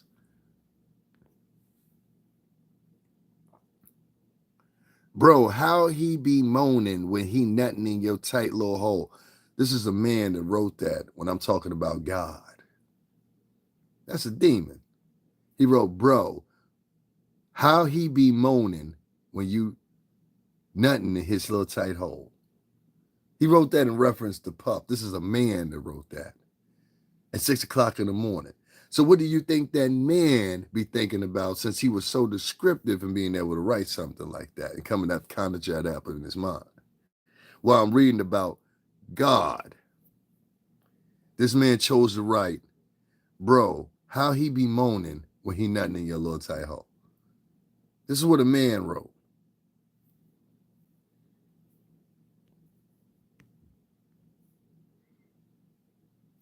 This place right here, I'm not talking about genders. We're not talking about that. You can get the fuck out of here. We're not talking about genders. We don't bomb. Let me get something straight here for y'all. I have a cousin. She's part of the LBGT community. Ain't no questions asked about her. You see her, you know as soon as you see her within 3 seconds, okay? I love my cousin though. You understand what I'm saying? And nothing would change that. We have people, let me just put this to the side. I'm gonna read some more quotes in a minute. We have people here I live in the New York City tri-state area. If y'all remember Stonewall, it is one of the biggest landmarks there is and led to, I guess, the innovation of the LGBTQ movement as you know it right now. It's historic. It's right down there in Lower Manhattan or whatever. I might even do a piece on it one day, just to prove the point so people will know what I'm talking about. As far as those people are concerned, people will talk about people in the LGBTQ community all the time and talk about how these people are horrible. They're going to hell. They're going to do this. They're going to do that. And then sometimes I had to take it to a chord when I'm dealing with certain vloggers that are here online, and I know how mean they are and certain things like that. And a lot of those vloggers, men and women, happen to be attached to the LGBTQ community, and they're very, very nasty people. You understand what I'm saying? Like, these people go on the extra end and then turn around and talk about, oh God. Now I'm just reading to you how God don't fuck with you, just like I've been telling you. Now, I don't need your help, bitch. I don't need your help. I don't like no loudmouth bitches coming in here trying to help somebody. Get the fuck out of here. There's always some loudmouth bitch. If you're quoting scripture, bitch, you don't work with Jesus. I don't need you to help me with shit. Shut the fuck up. Now, I don't like no loudmouth bitch. And this be a bitch that be from, she be one of them bitches that be from podcast to podcast. Let me finish what I'm saying about the LGBTQ people. Because I done said this before, but I need to say it again. I have friends over in that community, people that Multiple people know these people, and they just happen to be gay. There was a restaurant that I used to frequent. There was a young kid in there named Chris that used to work, and all of us, including your cousins and everybody else, used to gather there. And I watched Chris from 14 years old, and you could look at him at 14 and tell he was going to end up being sweet. You know what I'm saying? No offense, Chris. You know what I'm saying? But these are Greek folks, Papadana Seal. And I know Chris to this day. You understand what I'm saying? I done seen Chris with different boyfriends and all kinds of other shit. Shit don't bother me. You know what I'm saying? And Chris has never come at me like that. In fact, most of the gay dudes I know that I've been around or whatever, they've never come at me like that. They talk like regular fucking people. And I'm gonna treat them like regular fucking people unless you do something to me. So if you come in here with that gay shit and all that shit or whatever, it's really a reflection of you. Because what I find is, watch this shit. Most of the motherfuckers that be running around talking about that anti-gay shit and all that shit, those be the gay niggas. Those be the gay niggas. Ain't no real nigga that stand on this shit worried about being around no gay folks because they're not penetrate that.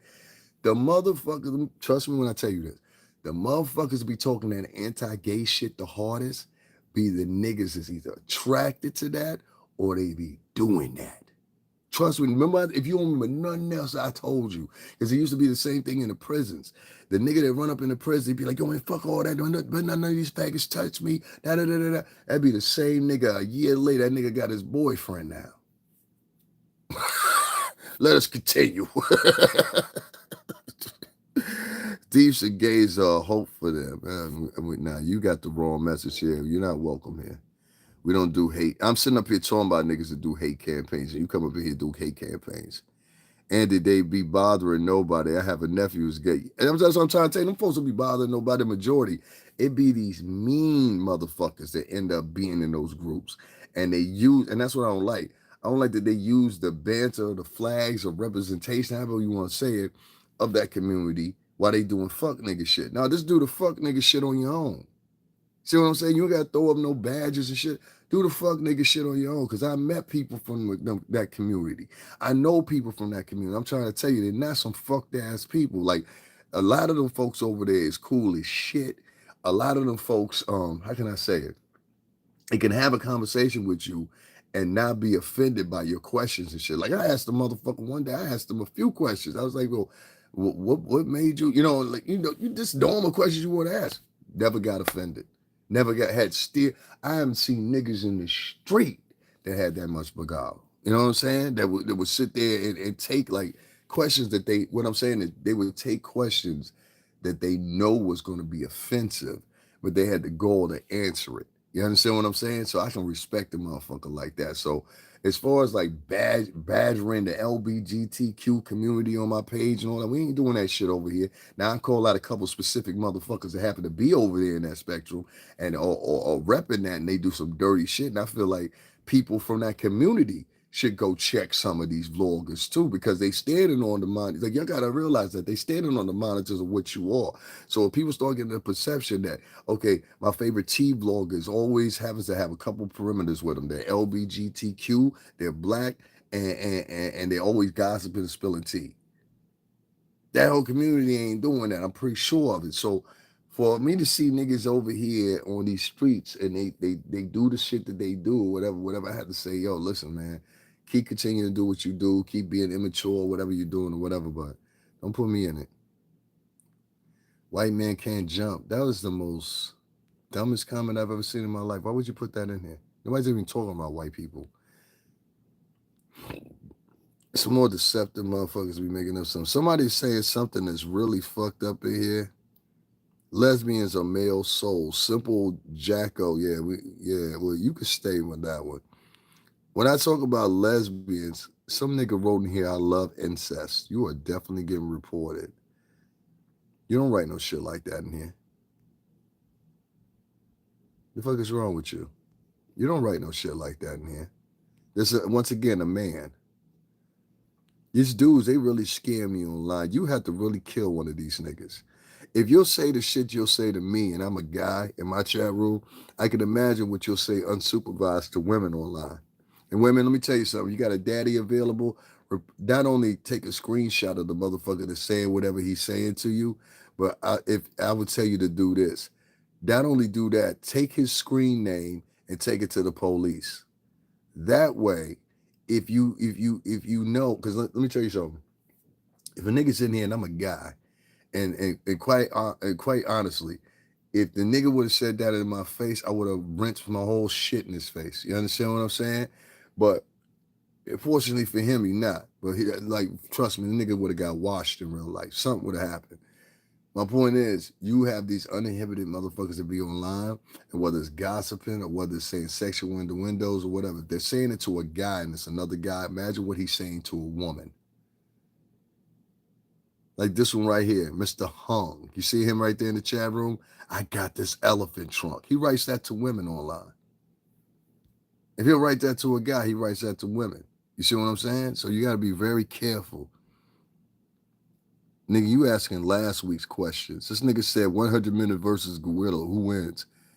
Nigga, why the fuck would you bring that in my chat room? That sounds like some stupid shit. This nigga bringing last week's shit in. I'll tell you, these some trendy motherfuckers, ain't they? These some trendy motherfuckers. Everybody asks that question, 100 gorillas versus, and it's always simple-minded question. 100 men versus a gorilla. You know, really, that question itself is really bathed in one thing, right? It's bathed in a simulation.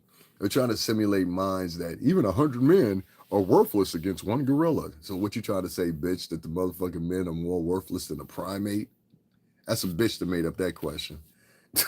That's why I refuse to get involved in. First time I heard it, I said, so bitch, what you trying to symbolize? You trying to say that, like, before they did this thing, they said, yo, would you rather be in the forest with a bear or around a man? These are questions that are bathed in misandry, and they're posed as being fun questions, but really they're bathed in misandry. The only thing it's going to do is begging to stop. When we stop spamming Trojan emails, the only thing you going to do is begging to stop when we stop spamming Trojan emails as, aha, we are always watching you. Nigga, I don't know where in the back of your mind you made that shit up. And I really don't care. But let me put some in perspective. Before you even come in here and try to scare me, know this. I will get at you. I'll get your family. I'll get your dog. First of all, I'll probably get your dog first, and I'll probably send you a video of what I'm doing to the dog as I'm petting it. You know. Oh, you're not like me. Yo soy la cubano, yo soy de la diferente. La mente ahí dice, yo tienen diferente Valencia. Tú sabes, la corazón, nada. La negro. You know what I mean? So, yeah, if you want to play games like that, that's cool. That's cool. That's cool. How about, you know what? I heard the preschool after school programs or whatever. I heard they're quite festive this time of year. And don't you have a family member involved in that or something like that? We'll find out. All right. Take care there, bud. Take care. Yeah, they all come in like that, trying to make up shit, trying to sound mystified. Does that work on Mike Tyson? Nah, gun will, though. That's stop all that swinging. Hope I answered your question. Even Mike Tyson know that. And let's get that cocksucker up out of here. Pistol take care of all them problems. Golden. Yeah, you used to sit over there with that chick, didn't you? Then you used to sit over there with that French chick? The golden chick. Then you used to sit over there with that French chick?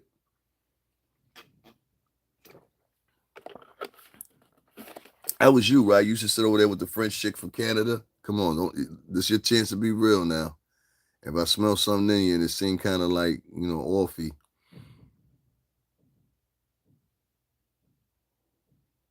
To William McCauley, you still here? William McCauley, actually, I live here in Connecticut. WWE headquarters is here in Connecticut. I went down now 2 times and did pieces on Vince McMahon. And usually they don't even do moderate, they do low views. I think the last one I did, I put it in the form of a short, and I think that was the one that got the most views. They got something like 2,000 views. I did one about Vince McMahon and went through the whole WWF headquarters. Their headquarters is here in Connecticut. And not too far from me. And so I went, I filmed there, whatever. Nobody gave a shit. I went to the neighborhood where Candace Owens grew up. Candace Owens is also from here in Connecticut.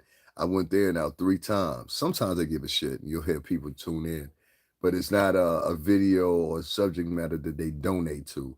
Generally speaking, most African Americans in their mindset currently, if you cannot pick it up, they only donate to gossipers, specifically gossipers that are either LGBTQ men or black females. This is the only people that they, even the men, exclusively donate to. I want to underline that. Even the men won't donate to you. The men only donate to other, either the men are donating to other LGBTQ men that happen to be black, or the women are donating to the LGBTQ men that happen to be black, or the women exclusively only donate to other women, because most of them are kind of like lesbians and shit. So yeah, it's the truth. Most black women, I read a skew. I'm not just making this up out of my heart. We did a skew on my show from UCLA, and Berkeley and had their input into it, and the CDC. And it was a skew of 1.2 million black men and women. And in that group, 61% of African American women, compared to I think it was something like 47 to 48% of the people who were in that group, that same group of men identified, 61% identified with the LGBTQ in the women, and only 48 something percent in the men identified with the LGBTQ. And that's inclusive of them being gay, bisexual, and all kinds of other shit that they got terminated. I don't know all the terminology, but y'all know what I'm talking about. And so, yeah, the women came out on top, 61% of them. So many of these women are misandrous. They're also, what do you call it? They're misandrous, they're lesbians. Misandry is the act of not liking men at all, or whatever. And so that's why you'll hear a lot of these women, they won't ever take up for you. Like I keep telling black men that all the time. Y'all put all that extra effort and whatever with these chicks. These bitches hate y'all. Like they literally hate y'all. And that chick Golden, I asked her, I said, yo, you here for what's her name? She ain't saying nothing, did she? Let me get that bitch out of here. She might be. I don't like that. I ain't like she was in here anyway. Cause she used to be up here sitting with that chick from Canada. And I don't want none of that shit from that Canada chick or Jaguar, right? I don't need none of that shit. I don't fuck with none of them. I don't fuck with none of them. So y'all keep that shit over there. You know what I'm saying? Next thing you know, that bitch be over here and see that chick in my what's the name? Why are you talking about Diddy? Nigga, I worked at the company for 17 years, you slow motherfucker. I've been here for 6 years. And why you ask me why am I talking about what the fuck I'm talking? Let me ask you a better question. Who the fuck are you to come here and ask me what the fuck I'm talking about and why I'm talking about it? How about that one, Zach? Answer that one. Zach, what have you done in life? How about that one? Zach, tell us your work history. What have you done? Well, I worked at the local Dunkin' Donuts and I was a manager for the past 5 years. And it always be this nigga been here for 3 weeks, no subscribers. No, we ain't talking to you. We ain't talking to you.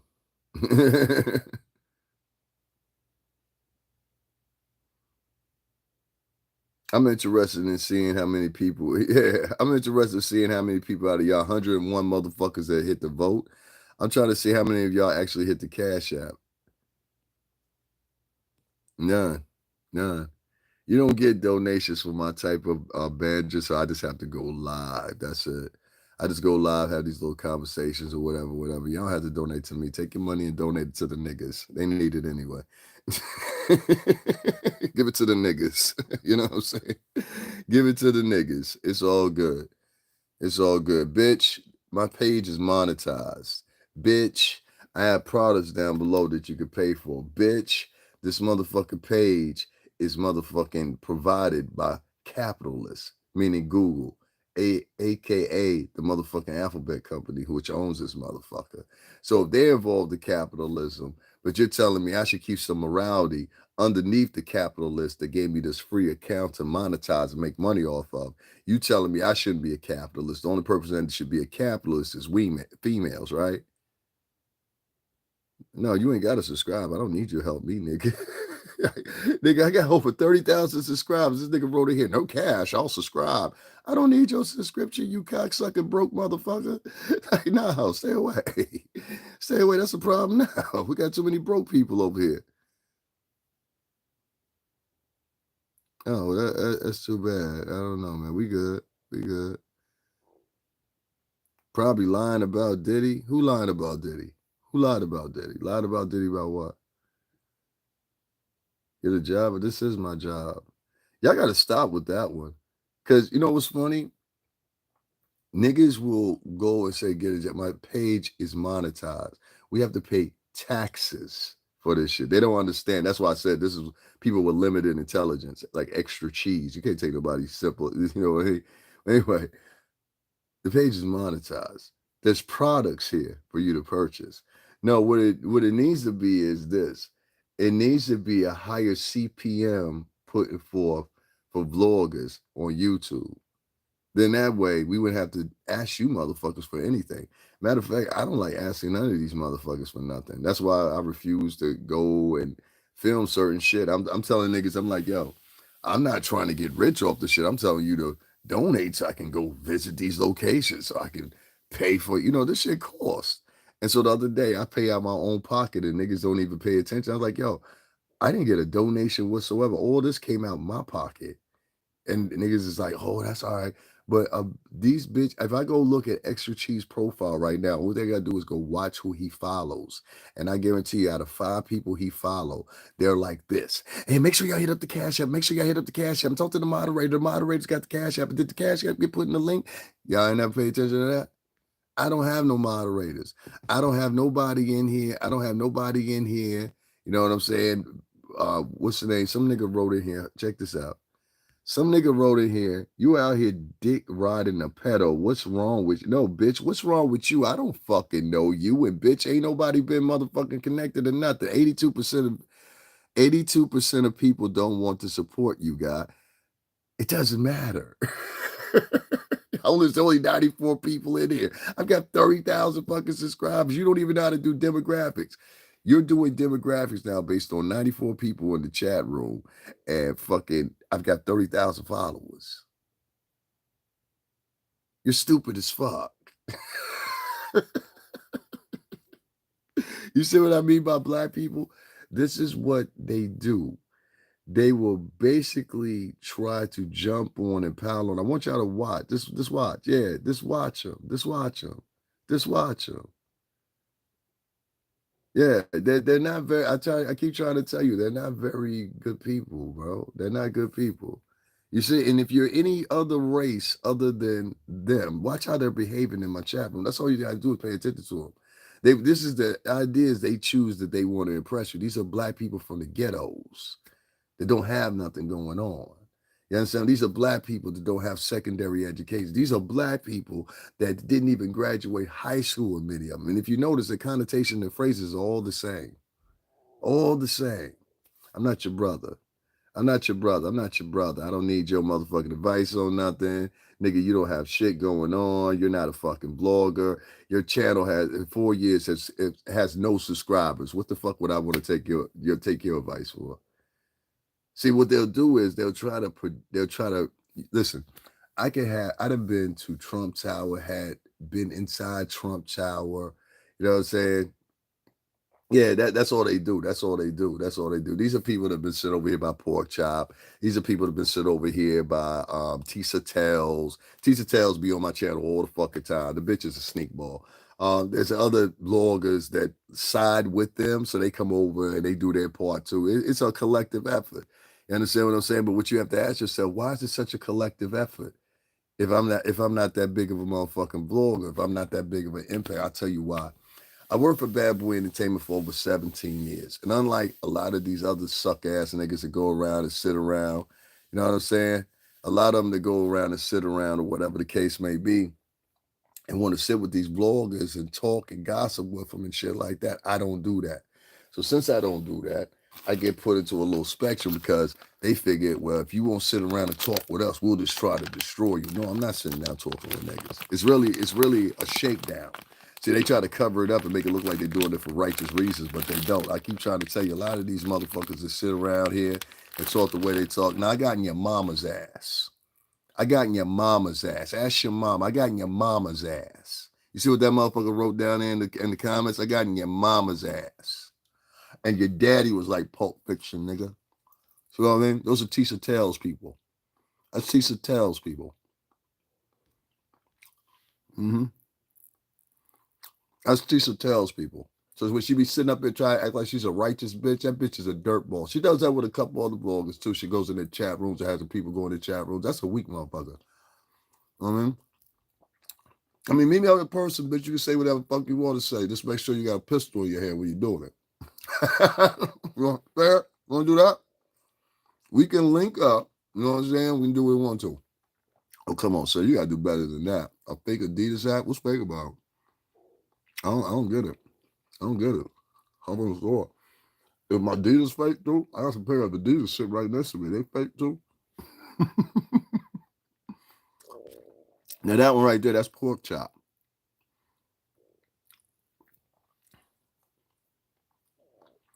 Am I checking out the Rucker this summer? I might. Yeah. Mm-hmm. If you don't conform, there you go. If you don't conform to their message, then you're crazy. You're this. You're kicked out the tribe. Okay, cool. So basically, what Black Americans have done was the past 9. I worked for the company Bad Boy Entertainment for 17 years. I don't do interviews with people. I don't sit down with people. I don't gossip with people. I'm not going to confirm some shit by coming on your show with you. I made the mistake one time and sat down with one guy, but I made sure I didn't talk to him about music because I just wanted to see where he was at. He didn't peep that at first, but I did. So that's how I thought he was all right and everything like that, but some of his peoples were fuck niggas. You know what I'm saying? I don't blame him. I just blame the fuck niggas that was around him. But anyway, long story short, because they conveyed the wrong information to him and made him react. Anyway, long story short, that's once again, that's what I tell you. A lot of these black chicks, they live for beefing. So, but don't want to be involved in a beef. Like they want to start beef, but don't want to get shot. You know what I'm saying? So, and that's hard to do that. You can't start beef and then be worried about getting shot later. It don't work like that. So, anyway, long story short, long story short, since I don't sit down with niggas, since I played a part of neutrality, saying I want to see the judicial system here in the United States of America see through and see what they want to do fit with Diddy.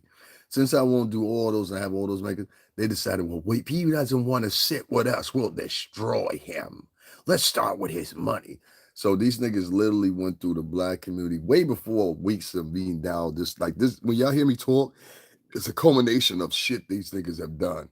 Like I've had a bitch lie on me and then run around and do this campaign and collect cash apps off of talking about something I didn't do to her.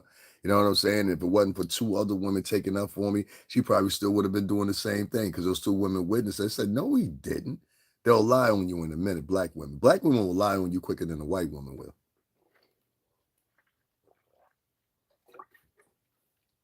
A black American woman will lie on you quicker than a white woman. Don't let them fool you. They sell you this shit that white women are out here talking all kinds of shit. I've been dating white bitches since I was in motherfucking high school. My first girlfriend was white. And I'm telling you straight up and down, I never had a problem except for out of 2 white girls. And it wasn't this stream of trying to take a nigga to court and get a nigga locked up either. The bitch stole something out of my house and the other one took a couple dollars from me. And when I mean a couple of dollars, the bitch took $40 off my dresser that she had already asked for earlier. When I see shit getting taken away from black men, I always see a black female's face attached to it. So maybe them niggas need to start avoiding you bitches and growing up and start dating more bitches that are other races. Because it seems like when you look at niggas going to court, you look at niggas getting accused of shit, you look at the bitches online that are talking about a dog piling on the motherfucking men. You understand what I'm saying? I'm so lost. I'm gonna prove my point real quick. Fellas, right now, Stone Steven, which 9 times out of 10 is a cuck or a motherfucker. Y'all say y'all give a simp hooray to Stone Steven. All right. So simp hooray. Now listen, if you go right now, I want y'all to go look up an article of Tory Lanez. I want you to also go look up an article of R. Kelly. I also want you to go look up an article of Shannon Sharp. Subsequently, after that, I want you to go look up an article for who else? Who else is locked down right now? Bill Cosby. Now, I want you to look at all those different people, right? And what I want you to do is I want you to go under the comment, whatever favorite section it is of the app world that you like, whether it's YouTube, Instagram, X, whatever. I want you to go on there and look at the comments on there. And when you look at the comments on there, right? What I want you to tell me, shut the fuck up, you bitch ass nigga. When you look at the comments, right? What I want you to do is I want you to tell me who most of the comments are from under there. And I want you to be honest about those black stars. I want you to tell me who is the number one person you see under those comments and negative connotation, demoralizing the men and talking about them left and right and left and right and left and right. And what you'll see is black female face after black female face after black female face after black female face. So there's no fucking way in hell that you are going to tell me. You know what I'm saying? I'm always a lying pop talker. I am? Okay, so prove me wrong. Prove me wrong. Because it sounds like you're the liar. That's what it sounds like. It sounds like you the liar. Oh, here come, okay, now the people that are coming in now, this is AT2's people. Yeah, you always know them too. They always, the other ones always show up here. Let me get rid of them real quick. Let me get rid of AT2's people real quick. Nigga, I'll kill you. Don't you ever tell me to shut up. I'll blow your motherfucking top, nigga. Slow that shit down, nigga. I don't know you.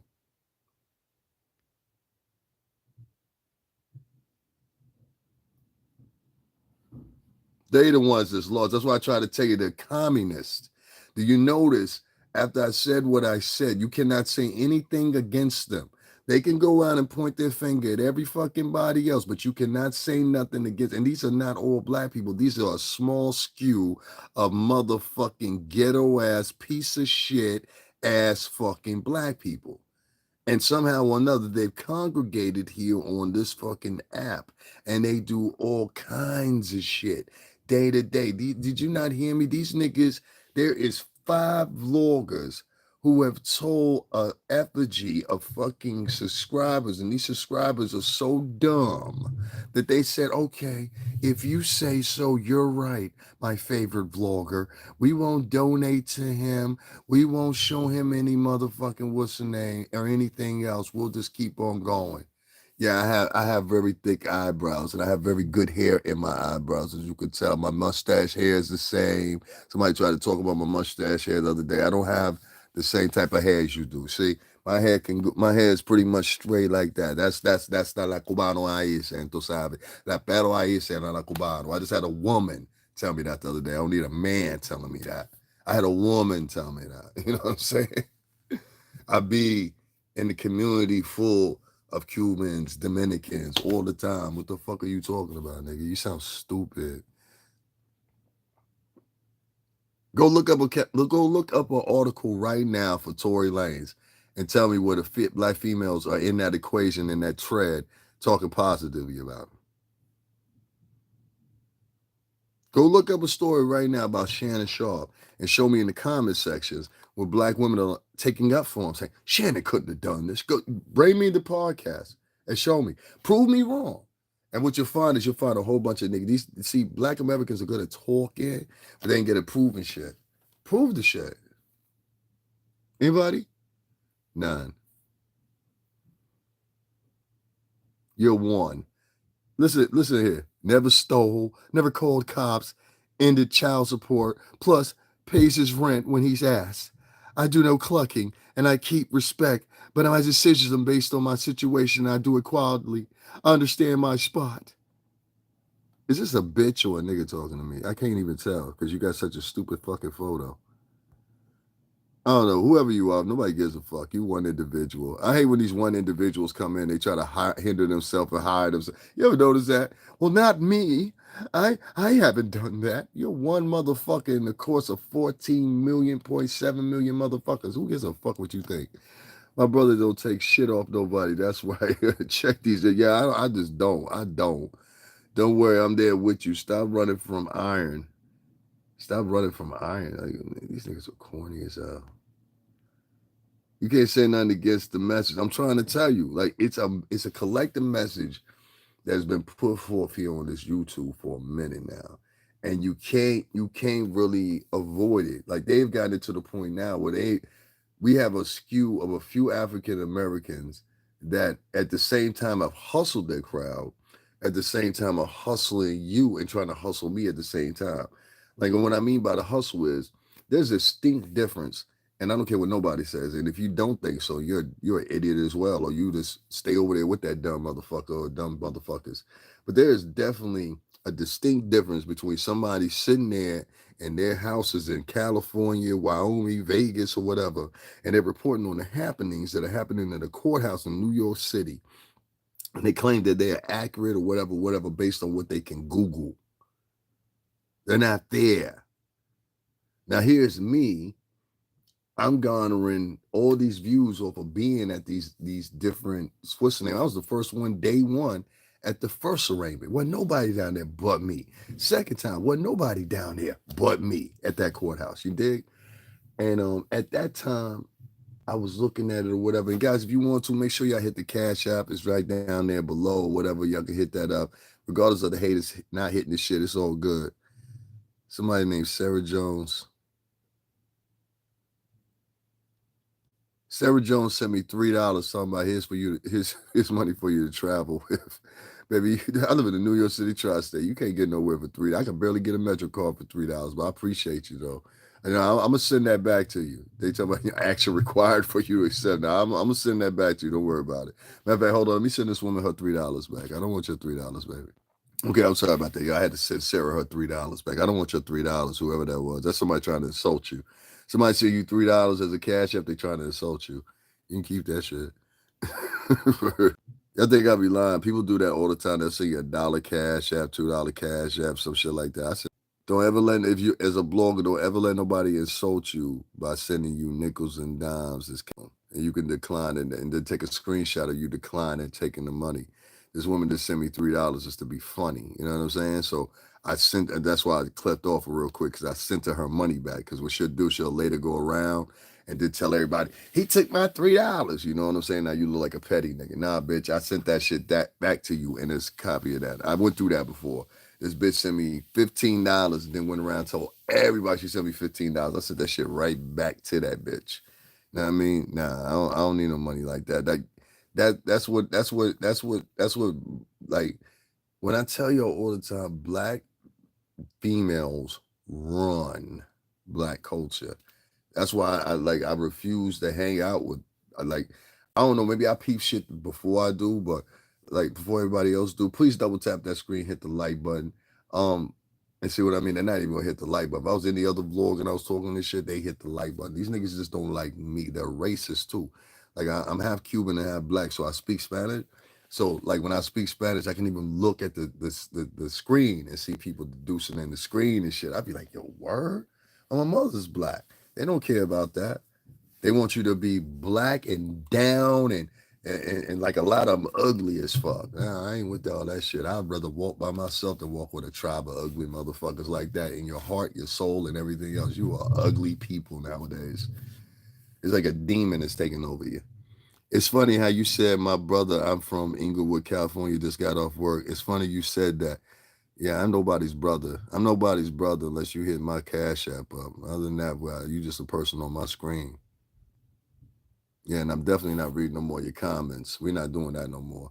If you don't donate or support, you see me up here a couple of times, we're not reading your comments anymore. That doesn't make sense to me. Somebody told me that the other day. They said, stop reading them niggas' comments that don't donate us. Like, that there was this one bitch in here last night. She had been here for like, y'all watch me remove that bitch? I really believe that bitch was somebody's vlog. That bitch was over here for like 3 or 4 fucking weeks, just talking. She just came out of the blue, trying to be a little too friendly. And I was like, yo, bitch, in real life, I probably would have popped you in your leg if I asked you why you trying to be so fucking friendly. But I'm going to ask you, like, why you trying to be so fucking friendly, but bitch, you ain't supporting nothing. You know what I'm saying? Now, mind you, I don't like people to sit up here and say, yo, I don't donate nothing because I'm broke right now. Now, you spend your money whoever you want to spend your money with. I had people say that to me before. But please keep in mind, that person that you donating to, you like them because they gossip the best, but they're sitting in their bedroom, they're sitting in their kitchen. That person that you supporting on their channel, whatever the case may be, you like them because no more of a simple fact than they just shitty people or you a shitty person yourself. You know what I'm saying? So yeah, I don't take this YouTube shit personal or whatever. You just hope that you can put in enough work that Google sees for. That's what you need to get worried about being paid for now. Unless you're like some shitty people support shitty people. So that's why it don't make no business to me when I see somebody Black American or whatever that don't want to support me, I don't give a fuck. I really don't give a fuck. Like y'all keep on supporting these bitches, keep papering them up, keep peppering up these OnlyFans models or whatever. Y'all do y'all thing. Like I said, this is like mentally these people are slow at 80%. Like, you know what I'm saying? They're slow. So let them be what they're gonna be. This is why bitches run them, because even the bitches know they slow. You know what I'm saying? So it's like, when you waste your time with, and this is my personal opinion, you waste your time trying to emphasize on that culture and why they won't, why they will support you, it becomes very boring and tedious. And like, I've just gotten out of it. I've done a lot of shit for Black people all throughout my life. Nobody can deny that. And if you knew me personally, you would know that. I mean, I've gone out of my way. When I was in the music business heavily, I brought people on TV that were Black. I brought people off the streets into Daddy's house, recording studio, let them have an experience they never had in their life. I've gotten people hired, literally, with two of those people still working in the music industry, and both of them being Black females. And neither one of them bitches wouldn't even pick up the phone for me and offer me some help when I needed it. So that's why I say I will never help a Black woman out ever again. I brought in Black women that were in distress into my home, fed them, clothed them, and let them sleep. Not try to sleep with them, let them sleep. And it's 3 bitches right now. If you see me online, tell me I'm motherfucking lying, bitch. I brought you bitches in my house and I ain't even asked you for a drop of pussy. But at a certain point, and I'm learning as of 2020, as a payback, when I was going through the pandemic, I went through a rough time during the pandemic. I had these same Black women sitting around laughing at me. Same bitches I'd helped as a group get hired. Same bitches I'd helped as a group provide Christmases for kids that wasn't even mine. Now these bitches had the gall and the audacity to laugh at the God. And I said, yo, you know what? Maybe it's just a couple of them. Then the year went on with me being on YouTube. And I said, nah, it seemed like at that time I was saying, it sounded like about 40% of these bitches is like that. Then 2022 came and I moved it up. I said, it seemed like 60% of these bitches is like this. Then 2024 and 25 are now here. And I'm saying, damn, it's like damn near 75 to 80% of these bitches think like that. If you notice, the more interaction that they had doing with the internet and these like toxic bloggers and shit, the more you saw these bitches diffuse and get into this statement where they're just like, I don't know how to explain it, dog. It's real sickening and scary. So, for example, the other Diddy hearing this today, and these bitches were able to convince motherfuckers to not donate to me because I have the best of the material of anybody. I saw some of these bloggers down there. They never done that type of setting before. So they didn't know what to do. There was this one Black female out there. She was trying to pretend like she knew what she was doing. She didn't know what she was doing. I could tell you didn't know what you was doing. You were just doing nothing but just walking back and forth filming. See, they don't know how to do anything. And I'm not gonna help you, but the point is, it's just like you could definitely see the distinct difference in what I was doing and what they were doing, and prior to what I've been doing down in that area. And mind you, most of those people have never even shown up in that area before in their life. They're there because they want the hype out of getting motherfucking views. They're not there because they have anything concrete to offer. You know what I'm saying? You can see right through you. So yeah, man, when it comes to me and the Black community, I'm giving that shit up, bro. I'm not worried about that shit. It is what it is. These niggas don't like me.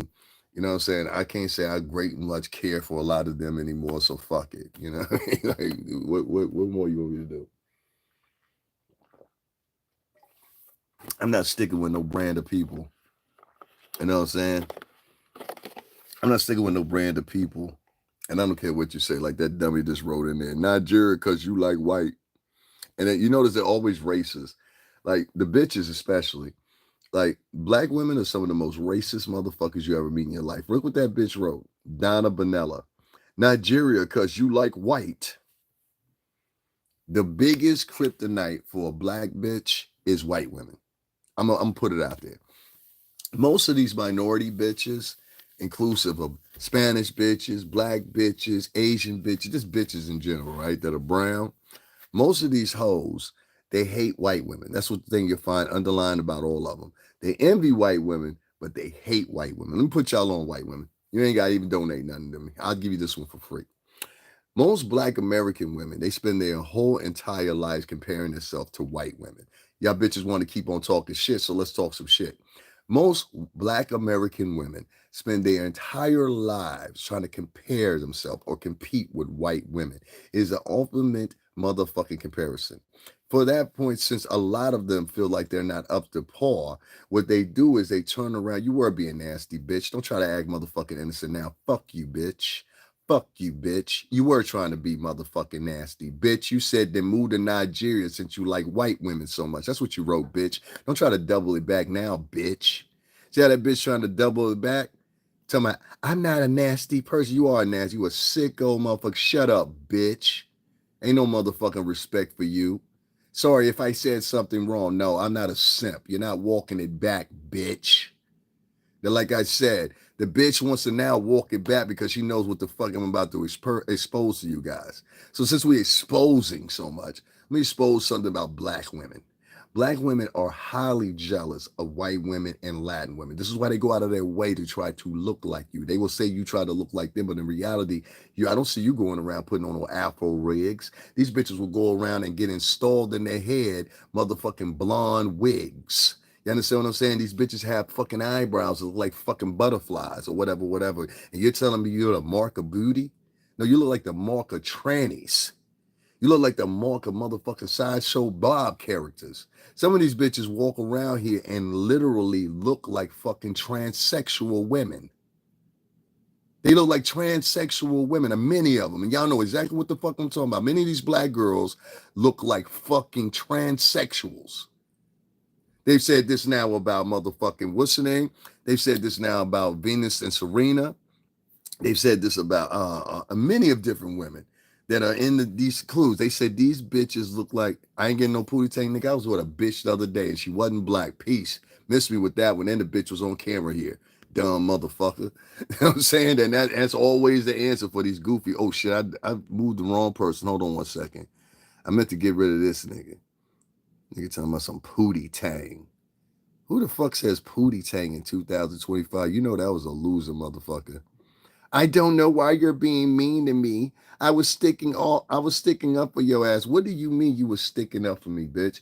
You said Nigerian white women, so I'm putting it down. That's you a victim. Bitch, get out of here. You ain't never donated nothing to me anyway. I don't like you, bitch. Anyway, long story short, that bitch is in here crying out like she ain't saying nothing. Y'all read what the bitch said. She said, move to Nigeria if you like white women. Even if you weren't talking to me, you still a racist bitch. I don't like racist bitches. You understand what I'm saying? I have a lot of white friends. I don't like racist Black bitches that grew up in the ghettos and want to sit there and always be at the center of charting some shit, or nasty ass Latina bitches either that grew up in the tops of the ghetto and think you supposed to like be like how they want you to be. Like, bitch, fuck you. And like I said, here's a secret. A lot of African American women live their whole entire lives comparing themselves from the time they are children to white women, just like a lot of other minority women. And so they scheme to be like these women. If you don't believe me, notice how they call themselves Barbies. When you had the rappers first coming up, the female rappers, they called themselves the Black Donna Karen, the Black Lee's Jaja Gabor, shit like that. You understand what I'm saying? Famous from the ghetto. So these bitches now in adulthood have passed on to their children the same thing. And you'll even see it embedded in the early systems of slavery, and the early systems are coming up. You know, you always have the colonialisms about the hair. Then you have the colonialisms about your skin. Then your elbows. And if you listen, they use these same tropes to this day. I've had people come in here on my channel and be like, you need to put some Vaseline on your lips. You need to put some chapstick on your arms or whatever. Shit that I've been around white folks a million times. My lips been ashy, my arms been ashy, whatever, whatever. Not one of them motherfuckers say something. But the niggas and they strive to be perfect. Because listen to me, it's everybody that is opposite of white American is doing one thing, striving to be perfect, so they'll look perfect in the face of white Americans. You understand what I'm saying? And there's that famous one right there. These bitches, let me tell y'all this trope I'm about to read. Y'all bitches need to get together, all right? Listen to me, ho. Brenda, the daydreamer, because bitch, you've been sitting in here for about an hour and said nothing else until I said something about you goofy bitches. That's why I know I hit close to home. A goofy bitch like Brenda is a prime example. She's an old bitch too. Because all these old bitches, they always use tropes from about 20 years ago. So this is one right here. Tell us why you hate your mother without telling us why you hate your mother. Bitch, I love my mother. Now, let me put something in perspective for y'all. These worthless bitches that are in the black culture, they always try to typecast it like you're talking about all of them. Notice I said 80%. That means the culmination of what you have become, Brenda. I know you're not very smart. You try to pretend like you're smart. But you're sarcastic, but not smart. So with Brenda and like all these other bitches that do from 20 years back, Brenda's an old bitch. Trust me when I tell you that. These bitches been using the same trope since 2005. But your mama black, bitch, my mama wasn't like you, and bitch, my mama will beat your ass if she heard you talking to me like you talking to me right there. I'm talking about she whooped you until you saw the white meat. Any of you bitches was fucking with me, my mama gonna pull out the hammer and blast your ass. If my mama heard you was talking about her in comparison to you, my mother will pull out the hammer and blast your ass. If my sisters heard you talking about my mother in the connotations you was in real life, my sisters would blast and beat your ass. See, my mother's a lady. First of all, my mother don't sit on YouTube and have spiraling debates about nonsense, which is what that is right there. Because anytime a woman sits right there and thinks that she's inclusive to the negative connotation and wants to avoid when everybody else in America is seen, how many of y'all niggas on this line right now that seen a black bitch walking around with blonde hair? I'll wait. Now, we didn't see that according to Brenda. How many of you black men have walked around and seen a black chick with blonde hair? Go ahead. Matter of fact, how many white people in my chat find it very odd that you see a black woman running around with blonde hair? Go ahead. I'll wait. Since Brenda got all the answers, you know. Anybody? Nobody? Everybody scared? Y'all scared of them hoes, huh? That's another thing too. Black men, they scared to death of black women. Coward motherfuckers. That's why I don't fuck with them too much either. You just seen one? Okay, thank you. Anybody else? Nobody seen black girls running around with blonde hair? Nobody, right? Nobody, right? Okay, of course. Black men are scared of black women. This will let y'all know. If you want to check a black man, just send a black woman in there. They're scared to death of them. They're cowards. So anyway, because you can't even get to understand what other men, so I don't respect them too much either. I really don't respect black men too much anymore. They're some of the weakest motherfuckers you'll meet. They'll sit around and they'll try to check men. Like I had a nigga last night, I think it was when I was coming home or whatever, and the nigga said, just put it in. I said, nigga, who the fuck are you talking to? You don't have to talk that. And I said, no, you don't have to talk to me like that. Okay, it's okay. Yeah, I know it's okay. Fuck you mean? Don't get loud with me, nigga. I'm not your fucking friend. And niggas be doing that shit too much. Like this bitch, she just got out of line talking about, bitch, I don't know you for you to talk about my mother. My mother will beat your motherfucking ass. You bitches better keep that in line. My mother don't like nobody fucking with her son. Never has, never will. My sisters don't like nobody fucking with their brother. And my sisters and my mama and them will whoop your fucking skull in. And I got a whole bunch of crazy ass fucking female cousins too that are Cuban and black. I don't give a fuck what the point is, bitch. I don't know you. Tell me what's the point. Bitch, you don't run shit over here. Like I said, there's always some loudmouth black bitch. Bitch, I don't know you. What's the point? The point is getting your ass out of here, ho. The point is you are not as smart as you think you are. You're sarcastic. Sarcasm and intelligence is two different things. And these bitches try to use sarcasm. Like, bitch, you not the ultimate level of who fucking addresses shit. Like, black women be online acting like they the ultimate level or the last level of shit that gets explained, shit that goes into real reality in the world and shit. You're not. You're not. Nobody gives a fuck what a black woman thinks. Let's just be real honest. You bitches can get online talking about well, all the fuck shit y'all want to. Nobody gives a fuck what y'all think. Black, white, polka dot. Nobody gives a fuck with y'all. And because there's so many of you lonely bitches, everybody, y'all listen to each other. Y'all support each other. I'm telling you, in 10 years, y'all going to be fucking each other exclusively because nobody's going to want you. Not because you're not pretty, because you're shitty individuals as people. You hear what that bitch said? So what's your point? Bitch, I don't know you. I'm not fucking you. This is my channel. What do you mean, what's my point? My point is get the fuck out, you fucking whore. Who hasn't seen a black woman with blonde hair? I know they lying. You know they lying. Nobody wants to say 220 people in the chat room. Nobody wants to say nothing. All these people are over here because they don't like me. And that's why I'm trying to explain to not only white America, but to a whole bunch of other America, how black Americans actually operate. These people are literally terrorists online. What they do is they utilize the women, especially the women utilize online for specific different things, not a multitude of things, specific things. One, they love to terrorize and make fun of white women on a constant level.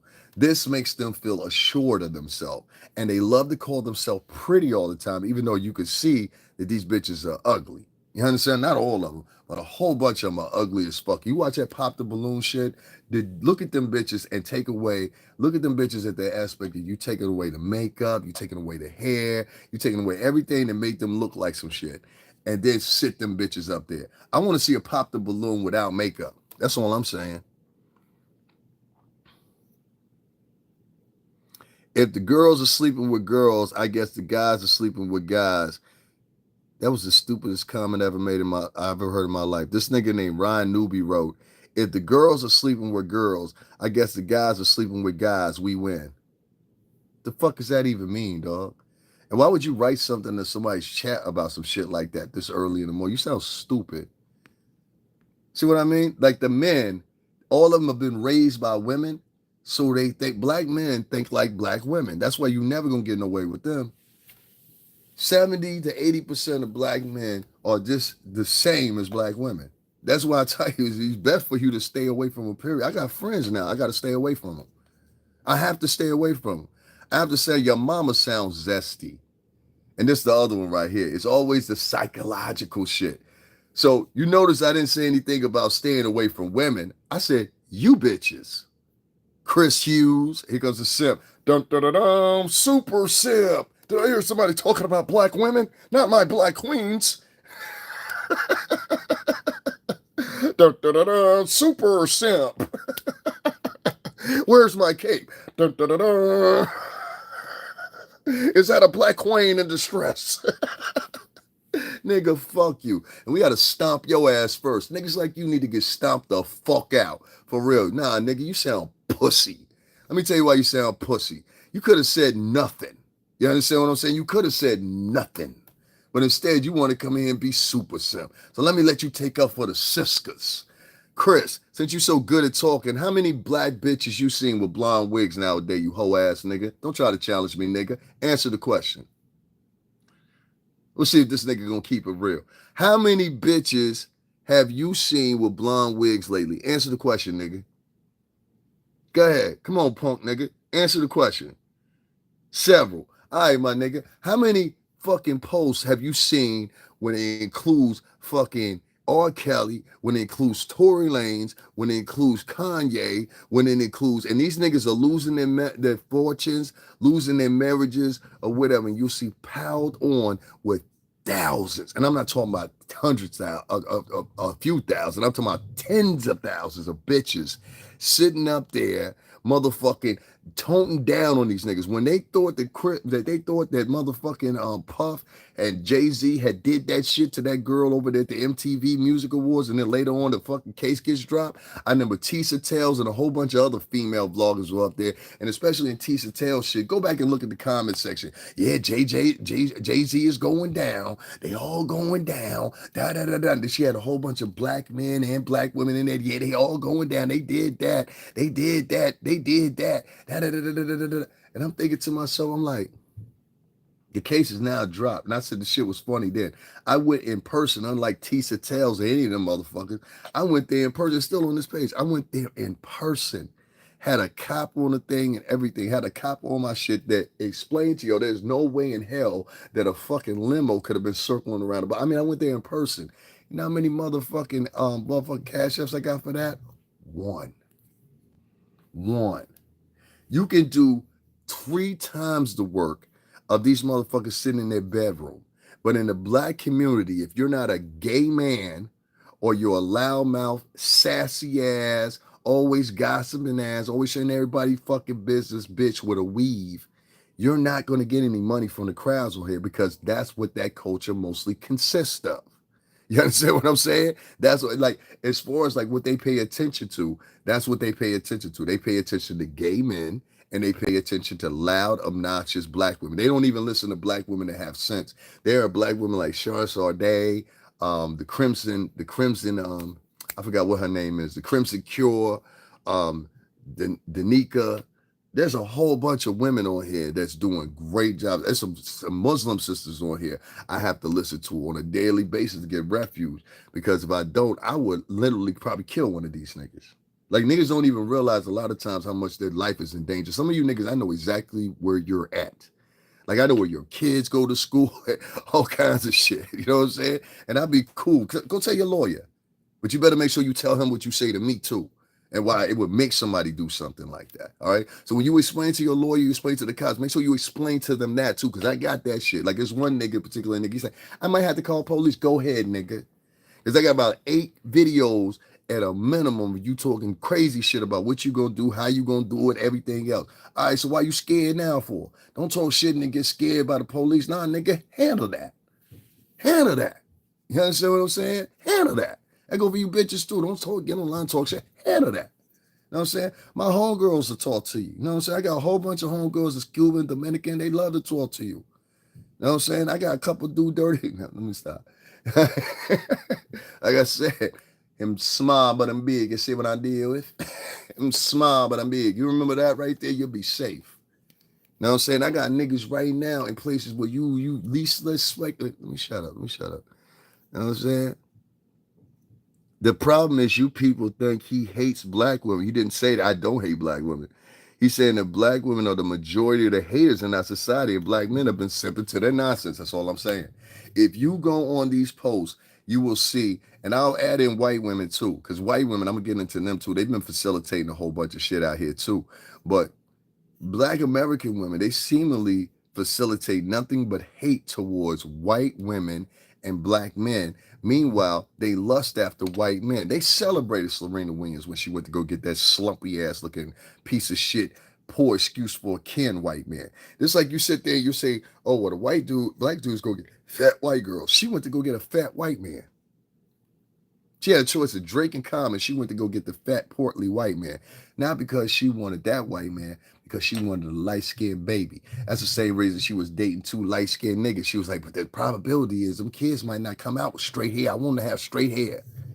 The same way that these bitches will dress themselves up. My sister taught me this. The same way these bitches will fix themselves up with the long eyebrows, the long weaves, the long blonde weaves and all that shit, is because that's who they lust in their heart of hearts to be like. That's in their heart of hearts who they want to be like. They want to look like that motherfucker that's in the mirror. Nah, but Drake couldn't give her a white baby. She needed a pure. She had to go to the source. And y'all ain't peeping this shit. You got what's her name? The twin girls. What's her name? Tia and Tamara. One of them dated a white dude. One of them married a black dude. You understand what I'm saying? Now they'll paint the picture for you that the black dude had mad problems with her, but in reality, that bitch had problems. And I know the problems that she had. The problems that she had was, even though she had a black mother, she grew up in a household that had a white father. And the black mother, she acquiesced herself to whatever that white man wanted because he was paying the bills. She acquiesced to his personality. She acquiesced to that fake voice or whatever. I swear to God, when I'm around my Greek and Italian friends, every last fucking one of them will tell you. And I'm gonna start having more of them come in here. They will tell you I talk the exact same. When y'all hear me talk to the cops and everybody else down there at the courthouse, do I not sound the fucking same? I curse.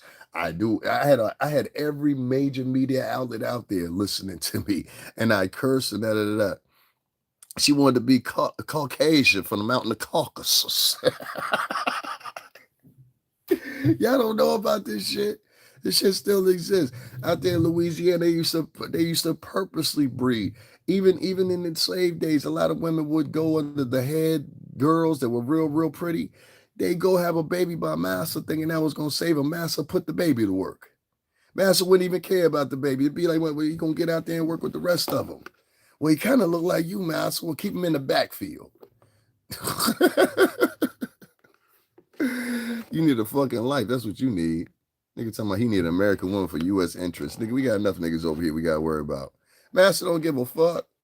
Master used to go, Massa would have it. You ever seen the movie 12 Years a Slave? Y'all seen that movie? In the movie, when they go to Big Daddy's plantation, not Calvin Candy's plantation, but Big Daddy's plantation, there is a scene where they shoot out the Brittle brothers or whatever, and then like the rest of the whole house, Big Daddy comes outside or whatever. You see a little boy standing next to Big Daddy, and he got an afro, right? That's Big Daddy's son. And then the little girl that's standing right next to him that look just like him, that's Big Daddy's daughter. Y'all ain't peeped that shit. And Big Daddy had that little boy in all the rags and tatters. He haven't dressed up like he had his daughter. He had the little boy in rags and tatters out there in the field. He had some privileges because that's still Master's son. But he's not like all the other niggas. You can't treat him like the other niggas, Patina, because he's not like all the other niggas.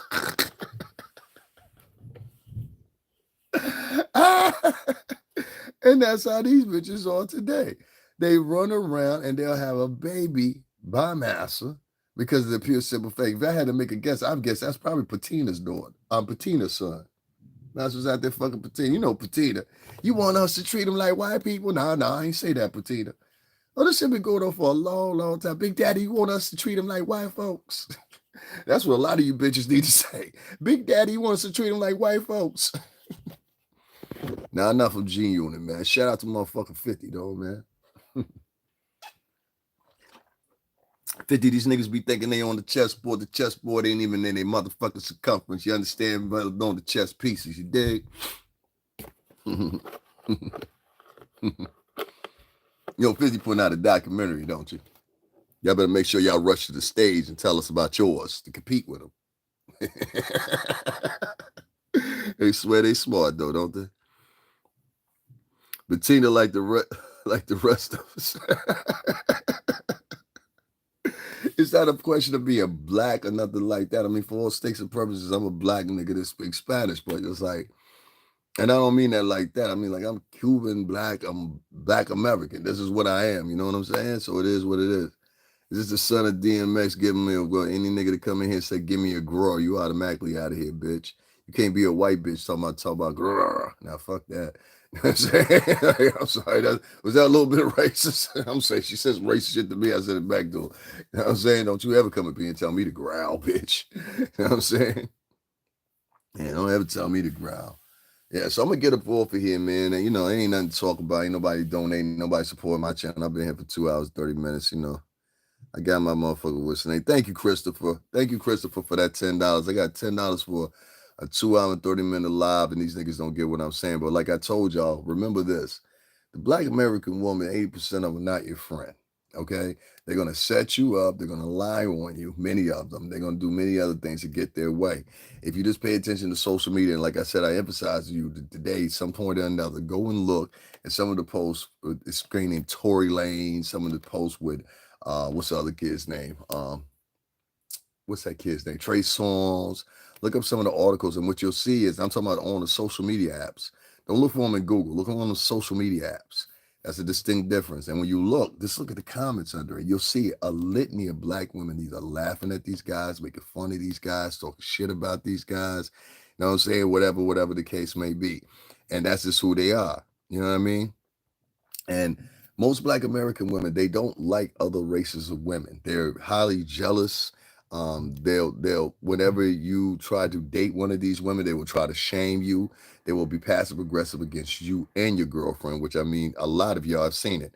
A lot of these bitches, they promote being ratchet, being nasty, being belligerent over everything and anything. They promote podcasters that have the same type of feel. So that's why you'll see podcasters that most of the time they don't have any idea what they're talking about. They're either guessing or they're either siding with somebody for this reason or that reason. It goes on the basis of popularity. So they popularize themselves with these bloggers and these movements or whatever that are online for the pure simple fact it's what brings in money. They're worried about money. The only difference between them is they coherently walk into the introduction of the scenario with the intentions of making money off of you, but come with the same intentions of how can they lie to you to get the money. I don't have to lie to niggas to get cash. If you want to give me cash, I don't give a fuck. Fuck y'all. You know what I'm saying? Because the biggest thing I can have on my side is knowing who's with me or who's not with me. You understand what I'm saying?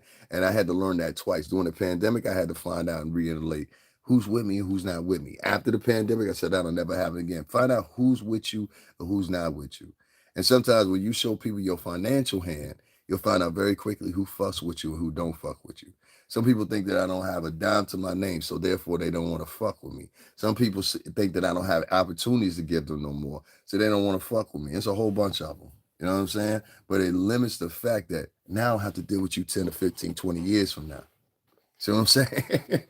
And now I know that the bulk of Black Americans, this is your attitude. You understand what I'm saying? And this is why, quote unquote, a lot of you haven't overcome. You use this attitude towards each other. Instead of people that you say oppress you, you use it on each other. And you let the women facilitate you into doing it. So anytime that women can drive niggas to do anything based off of the potentiality of a piece of pussy may bring, that means that you're a weak ass man. That's for one. You know what I'm saying? And I don't like no weak ass niggas like that around me. And I'm gonna find more you weak ass niggas in here, and I'm gonna get rid of y'all. You know what I'm saying? Because y'all need to go. Coming from another brother, you sound scorned. You're not my brother. Are you Cuban? You're not my brother. What makes you think me and you, CB, what makes you think you and I are brothers? And what makes you think you can teach me something? What have you done in life thus far? Come on, let's talk. Where have you been so far this far in life? Watch him say nothing. I want to hear what he has to say. Where have you been in life? What, like if we had to do a tapestry of your accomplishments thus far in life, please explain them. And you can keep your nigga cash apps. I don't need your nigga pennies. I need white folks and other people from other different countries with real money, not your nigga pennies. You can keep your nigga pennies. Only people that donate significantly on my channel is motherfucking, no, you don't have nothing to say. You just want to talk shit, right? So let me guess, you're a bitch pretending you're a man, right? Yeah, you see what I mean? Like that's what I said. Nigga, I live in Connecticut.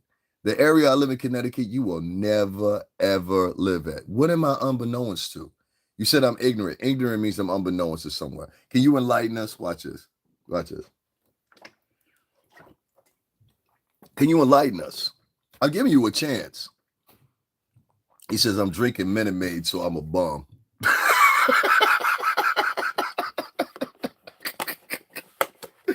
Okay, everybody. For the 1 million people in America that drink Minute Maid juice, you're a bum, okay? According to CB. This is nigga. This is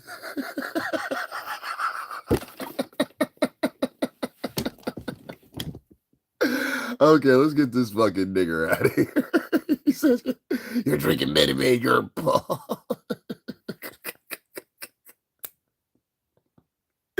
Yo, this is the average Black person online.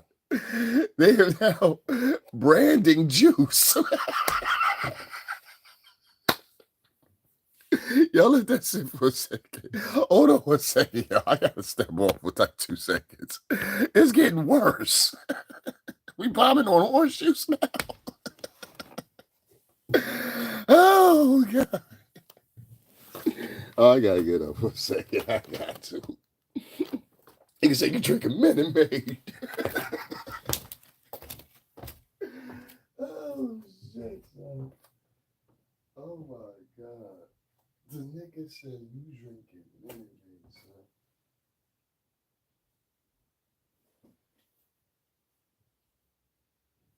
son. I done heard a lot of shit in my life, but that's the first time I heard that shit right there.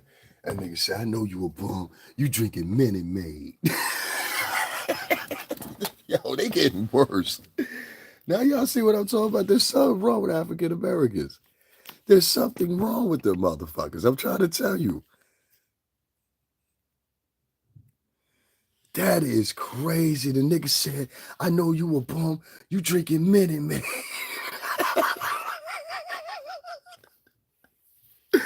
Yo, just let that sit in for me. I had to take a break for them. I was like, these motherfuckers is getting desperate now. They told niggas, when you go over there and you're trolling, don't hit the like button. That makes them mad. Guys, make sure y'all double tap the screen and hit the like button. Then they told him, when he puts up his Cash App, you know, make sure nobody supports it. This is a whole This is a whole tribe of black people working against one person. Isn't that crazy? And then they'd be like, how come you don't get online to talk good about us? Fuck y'all motherfuckers. How about that? You evil motherfuckers. Why would I talk good about y'all? All the shit I had to do. Mind you, the people that are telling them that they ain't never did nothing for black people. Nothing. Like, let me tell you, if you guys don't know, you think I'm just bombing on these niggas. I took these niggas where Malcolm X was shot and killed. You know what I'm saying? It's called the Alderman Ballroom.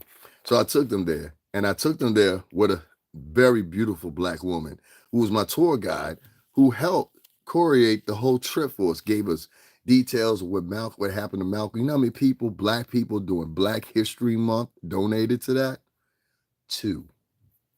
There was over 4,000 people in that live, and only 2 of them did that. See, what they do is they're very selective on who they help donate to.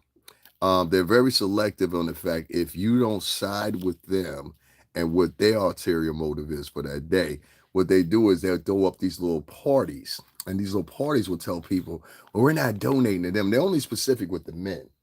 They'll do it with the women too, but only in extremes. But with the men, they'll have these little parties and they have these little meetings. They'll be like, well, we have decided as a black delegation that we're not going to donate to this guy anymore. I'm like, okay. The best thing you could do is say, fuck y'all motherfuckers. I want to be part of y'all club, nigga. I ain't never tried to be down with no niggas like that. You know what I'm saying? If you don't want to be around, that's cool. But bitch, you would have been better as a friend of mine than an enemy, because you're an enemy of mine. There's no holds ball. I'm going to sick the whole fucking caboodle on you, as long as it won't affect me in there. You was better off having me as an ally and as one of the niggas than having me as an enemy. Because now I'm going to go out of my way to make sure if it doesn't affect me in the long run, I will make sure I do it. I will make sure I do it and expose every last one of you black motherfuckers for who you are. These people are demons now. They used to be great people. They used to be wonderful people. They're demons now. And they're demons because most of it came from that thought culture shit. And whatever these bitches want, because it's a bitch ran motherfucking, a bitch ran culture. Bitches run black culture. Believe it or not. What do you think about Morgan Freeman said about Black History Month? They should eradicate it. They don't care. They don't care. And these are people from different cultures that are coming in quoting. They don't care. Y'all want to know the real about black? I'm Black American and Cuban American, okay? This is the thing. Most Black Americans, and I'm not selling out the culture. I'm not going to sell the culture out to any of you cocksuckers either. But because that puts them at risk of the bulk, and the people I love are in that bulk. But what I will say is this.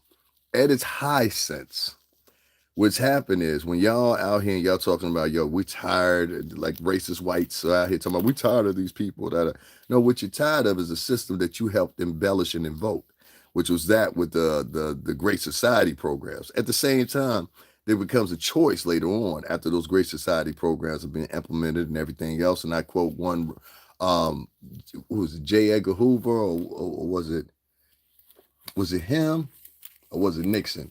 Who was quoted as saying, I'm going to keep these niggas voting Democratic for the next 100 years. Remember that? And so these niggas have done just that. You got niggas right now that are telling niggas, yo, I'll kill you if you vote motherfucking Republican again, nigga. Niggas is out there telling people that shit. The blacks have decided to create something that Nixon and Edgar Hoover actually accused Martin Luther King of, which was communism. Now, it makes quite sense that Martin Luther King grabbed a lot of tenements off of communism because he was friends with Fidel Castro and Raul. Many other people know he was friends with Che Guevara too. And many people know those men were also friends with Malcolm X. They invited Malcolm to live in Cuba. That's why I said when a nigga get on here talking about Cuba, I'll be ready to be steaming. I'll be like, nigga, these Latin countries, like when the fucking, what's the name was over, the Civil War was over, Mexico invited fucking, what's the name, niggas to come in there and live because the Klan was fresh on their back. You know what I'm saying? But a nigga sit around and talk about some tether shit. If it wasn't for Mexico, those motherfucking slaves would have been burnt the fuck out. And you wouldn't have a third of your population that you're having. It would have been from the Mexicos to this point. And to prove my point, you can go right down to Mexico right now. And the remnants of those people from the South mixed in with Mexicans made a whole different diaspora of people down there. Go down there and see for yourself since y'all like traveling everywhere. Where y'all going this year? We got Jamaica. Y'all go to obvious places. You know what I'm saying? Now, this is the truth. Now, with that being said, what you have is based on the influence of white American culture, and that is always in this populace, because whites like to take themselves out of the equation. No, motherfucker, I'm correcting them. We're not taking you out of the equation, cocksucker. You still in it, motherfucker. What you think you gonna slide out? Because I say, well, I got white friends and all that. I talk to them like that too. You're not gonna slide your motherfucking way out of the conversation like that, white folks. No, I'm checking them. But did you think that was going? No. No. I ain't asking to pick up the tab dance. They go, don't tell Master stay up here in the big house. No, we don't need him down here. Tell Master stay on up in the big house. No, you must have had me confused. What I'm telling you is because of your involvement. Thank you, Max. Drew, I appreciate it. You know what I'm talking about. You know what I'm saying? Peace. Thank you, brother. What's the name? What I'm telling you is that a lot of blacks and Latinos are willing to sacrifice themselves for the greater edge of thinking they can fit in society in the greater measure, when society doesn't want to see them for that. Society wants to see them really take the helms.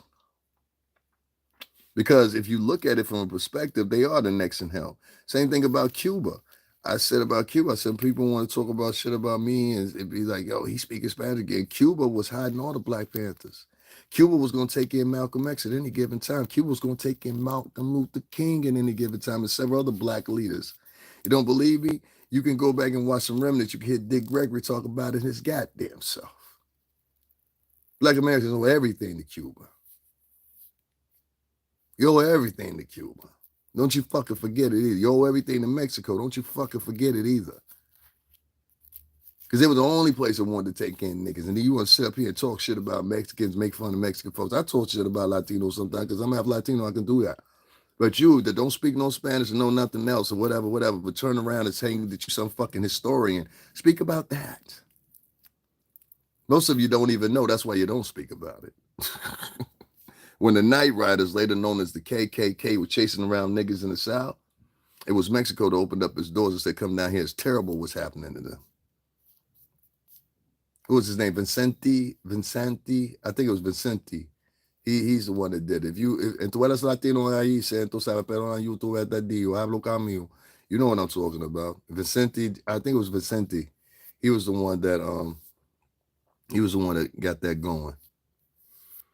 Guys, if you like to, make sure y'all hit up the Cash App, support of the channel, whatever. I got up early anyway.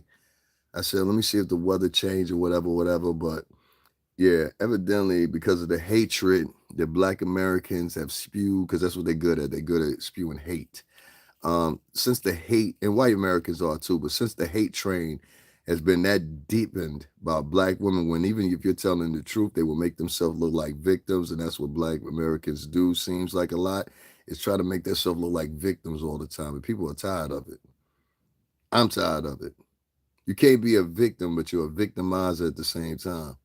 Let's end that poll. We all good. We don't need their help. They're not going to help you anyway. 84% said no and 15% said yes out of 214 votes. That's a small vote skew. But you expect that. So that means the majority of them people that was voting right there, we need to go get rid of all them subscribers. That means they're never going to contribute to the page, right? So we'll go through YouTube Studio today. We'll get rid of some more people. There's a lot of people in here I just don't want here. You don't have any money. You can't support my mission is based off money, dog. I got to travel. So I can't have that in there or whatever, then it's no good. But we're going to keep on going. Well, and if you feel that, make sure you hit up the Cash App. You know what I'm saying? Like, words don't pay for train trips. Words don't put me on the subway. Words and good encouragement and all that shit don't do any of that. And I see a lot of y'all niggas is in here and y'all go donate to bloggers that sit in their room all the time because they make you feel good. They make you chuckle a little bit, whatever. I don't do the games and chuckles. I talk real shit. And if you can't handle that, it is what it is. But the only thing I would ask is, can you invite some of the ballers and some of the niggas that getting it? Can you invite them over here? Because it's lonely over here, son. I only got like a lot of niggas that ain't really got no bread like that. You know what I'm saying? Yeah, I really got a lot of people that just really ain't got no bread. So, you know what I'm saying? It makes it hard when you're trying to do certain shit. So I'm going to try this one more time. And then I'm going to get up on off of here. That shit don't hurt me. A lot of the people, they write shit like that in the comment section just to goof with you and try to fuck with your self-esteem.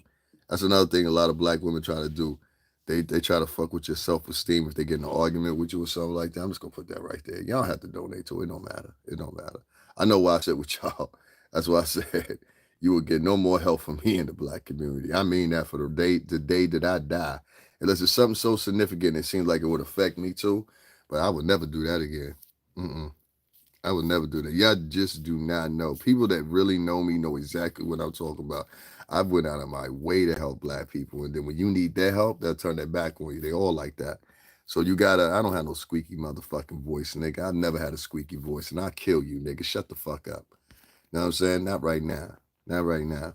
My point is, you know what I'm saying? Like, you can't rock with these people. So let it be what it is, man. Don't try to get like, let me give you an example. If you're somebody that's like me and you look like them, but you speak differently than them, you talk differently, you speak a different language than them, fuck them. Stay away from them. Fuck them. Stay away from them. And plot on how everything you could do, put yourself in a place and position in life where you're overseeing them in the end. You understand what I'm saying? Like the best revenge you could do for those people that are like that, you know what I'm talking about. For those people, is to literally just supersede and fucking exceed over them to the point where you're overseeing over them in 10 years or 15 years from now. That's what I would tell you. And that's what I plan on doing. I'm never helping none of them motherfuckers. I've seen them at their, like the women are the meanest ones out of all of them. And then the men follow behind. They're just as mean at us. But black American women, when we had the pandemic going on, I ended up being fucked up and I was like homeless technically for a minute. And I remember black women would come in, same type of shit they write in your chat room now.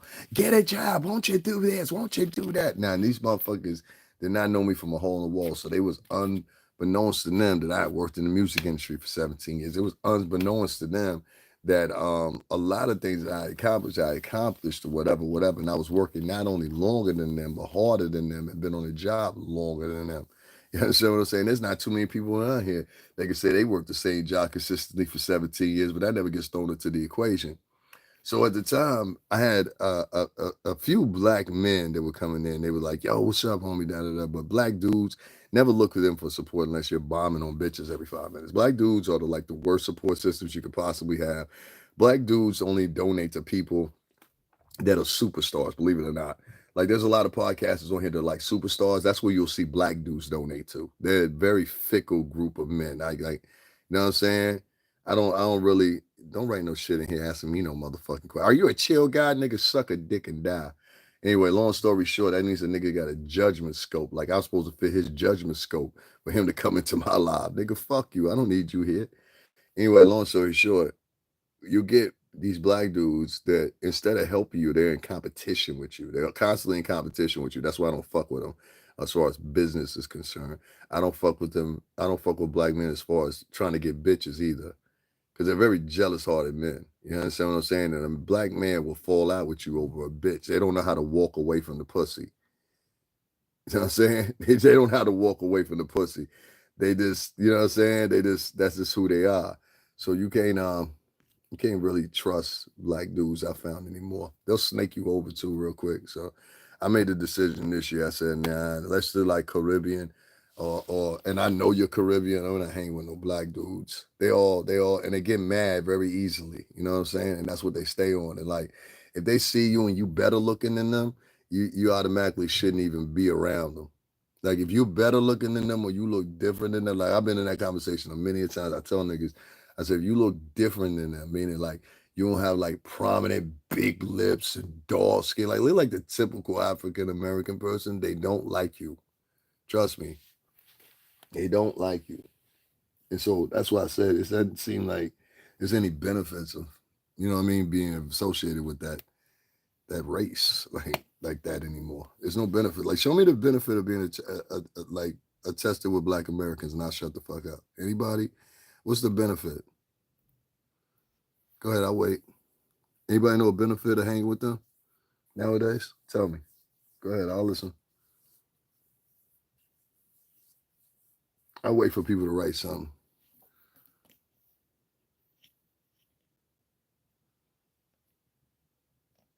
Yeah, yeah. He said you can share everything you got, but if they see you keep one thing for yourself, then didn't share, they'll fall out. Yeah, that's why I said I don't find no interest in fucking with Black American dudes. Or I talked about the women, but the same thing with the men. The men are so attentive to fucking with the women that's what they live their life for. You'll have some of these black dudes that they don't care about if they eat for the next day. They don't care if their rent is paid, nothing. The clear objective for them is finding pussy. You understand what I'm saying? And a lot of it. And so whenever you have men like that or whatever, even if they reach the heights of what they're reaching, they're always gonna cut pussy first. Cause they growing up, that was always their wish to get pussy. You know what I'm saying? So I don't know. Being a man, I always got women. You know what I'm saying? And I always had friends at one point or another that used to wonder how I got the women I got. And I'm like, nah, niggas just then it started equating out to, oh, it's the way that nigga look. That's why. Like I remember the first time I heard that. Well, you know how that nigga, like when a nigga was trying to describe you or whatever, and they say, yo, you know that nigga look like this, and they make it sound like a joke, but really they tell you everything they hate about you. It doesn't benefit you though. If you're a black dude and you got something going on, you're creative or whatever, you better get away from black people. They're gonna try to tear you down, man. You all the wrong crew. You're all the wrong crew. Then they come up with excuses. That's the other one they come up with. They come up with excuses. You running with the wrong crew. I done ran with probably, I don't know. Currently speaking, I probably got 9 different sets of friends I can reach out to if I really have a problem. And out of those 9 sets of friends that I have, the ones that have been consistent to always help me, including from the pandemic up until now, when I need something, have been the white ones. It has not been the black ones. You understand what I'm saying? And I know black people that are multimillionaires. I know black people that are poor in the hood. I know black people that have astonishing collegiate careers based off the collegiate experience. I know black people from many different tiers, and what I find unilaterally, that's one thing about them. They don't have the system of camaraderie. If that was the case, you would have hit up my Cash App, but you're saying the same tone. You're running with the wrong crew. If you're gonna write a statement like that, at least hit up the Cash App to reinforce your ideal. See what I mean? So when you deal with it, they don't think the same way. Like I would have never wrote a statement like you running with the wrong crew and not be able to prove what it means to run with the right one. That should have been followed by $100 donation. You see me on here live for 3 hours and I ain't got one donation yet. And I was telling you what I was trying to do. I got up early just in case. I said, well, maybe these niggas will turn their mind and maybe I will go to the trial. You know what I'm saying? Nah, I don't suffer from anything. You suffer from not being able to comprehend what the fuck I'm saying. Now, I'm going to show you the next one they do. So when you say something to them, you know you've hit them on a nail. Because the first thing black people will do is throw things up like this. Now, listen, I want to show you. They offer excuses for everything. So Curtis Royal wrote, you're running with the wrong crew. It ain't all black people. No, it's the majority of you niggas. And Marlo Williams follows up and it says, bro, you suffer from Willie Lynch syndrome. Let's start there. If you don't stand for nothing, you fall for anything. Well, nigga, you stand for copying other people's words because that shit's ain't original from you. And then you notice how when they talk, they always talk for some connotation of fucking 80 years back to about Willie Lynch. Do you know what the Willie Lynch letter was? It was a set of motherfucking directives. And what you're talking about is not Willie Lynch syndrome, you stupid motherfucker. Oh, he said Willie Lynch syndrome. My God. I told you these people are dumb. Anyway, I didn't realize how dumb they were. He said Willie Lynch syndrome. It's called Stockholm syndrome, you dumb motherfucker. This is what happens when you copy other people's words. It's called Stockholm syndrome, not Willie Lynch syndrome. Willie Lynch was a set of directives that you could use to manipulate your slaves into doing what you wanted them to do collectively all the time. These motherfuckers are right. Bro, you suffer from Willie Lynch syndrome. Let's start there because I'm a smart Negro. If you don't stand for nothing, you'll fall for anything. Spoken like a true Hook. I hear you, Hook. What time is running from Mouse's plantation, Hook? Ain't no we to it. You broken, nigga. You broken, nigga. Yo soy la cubano, la moreno ahí, se, tú sabes, yo hablo español. Yo soy está bien ahí, se. Stop with all this we, us shit. Ain't no we, us when I ask y'all for motherfucking cash chefs to help along with trips and fund the trips. Hey, where's the we and us at there? Man, get your bitch ass up out of here. Y'all kill me with this we, us shit. We, us, we, us. They only want to talk we, us when they talk, and they always coming from some plateau of fucking sorrow and shit. That's when it's we and us. But when I'm talking about, yo, hit up the cash out so we can keep these trips moving or whatever, niggas just like, ain't no we and us then now, huh? So fuck it. Ain't no we and us when y'all talking that shit either. I don't give a fuck what you know. You's a dumb motherfucker. Now he trying to clean it up. He said Willie Lynch. Didn't he say the Willie Lynch letter? Now he talking about, come on, man, come on. Now you always want to walk it back. I don't argue with fucking ignorant niggers. All right, let me explain something to you. I don't argue with niggers. I'm smarter than you. All right, watch this. In 2.5 seconds, right? Tell me what the definition of vertical integration. Quick, go right now. Come on now, Marlo. You got, I'm going to give you 30 seconds to tell me what the definition of vertical integration is. Type it. Come on. It should only take a couple of words. What's the definition of vertical integration since you're so smart? Come on. Come on. You got 10 seconds. 15 seconds. Come on. 15. I'll give you 15 seconds. No, you stay on subject, cocksucker. I said, if you're smart, tell us what vertical integration. You just say you're smarter than me, so prove you're smarter than me. That's not how it works. So prove you're smarter than me. You're getting close to a minute now, and you still haven't told me what vertical integration is. You keep stalling. You even wrote a sentence talking about stay on subject because I don't know what you're talking about. That means you're stupid. So stay in a stupid motherfucker's place. Bro, you think I don't know what it means? Look it up. If you got to look it up, nigga, I ain't have to look up shit. I said Stockholm Syndrome. Everybody in this motherfucking chat room, do y'all know what Stockholm Syndrome is versus and crashes what this cocksucker right here said? Who many people in here knows what Stockholm Syndrome is? Come on, lend it up. Who's ever heard of Stockholm Syndrome versus Willie Lynch Syndrome? Please inform us in here in the chat room. Somebody help me out. Nobody? Oh, so y'all just as dumb as they are? Are you just as dumb as he is? Are you just as dumb as he is? Some other motherfucker in here with Jaguar Wright words. Jaguar Wright say shit like that. Jaguar Wright says shit like that. Fornicator and all this shit. Shut the fuck up. Joined 11 days ago. Yeah, that makes sense. You joined 11 days ago. That's Jaguar Wright's fake profile of one of them. I told you, black people are fucking crazy, dude. Yeah, exactly. I know Stockholm Syndrome. I ain't never heard no Willie Lynch Syndrome. So when I corrected this goofy motherfucker, which you'll see in his comment above, he's just like the typical black person. He'll turn around and then try to go back and fix it up. You understand what I'm saying? So he tried to double back and go back and fix. Bro, I didn't mean it like that. There's no such thing as Willie Lynch Syndrome, motherfuckers. Only Stockholm Syndrome. That's when it happens when you get stupid motherfuckers who want to get online and act like they're smart. This is what happens when you get stupid motherfuckers that are able to garner an audience and they're not smart. They just know how to talk well. It's called Stockholm Syndrome. That's when you sit there and you start grabbing the attributions, and I mean, you should listen to what you're reading.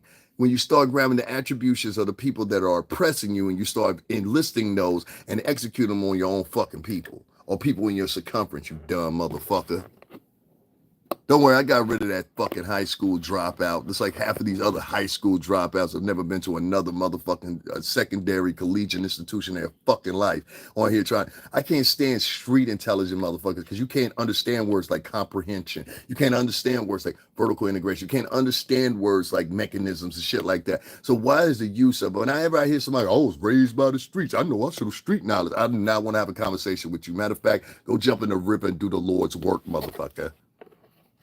Can't stand motherfuckers like that.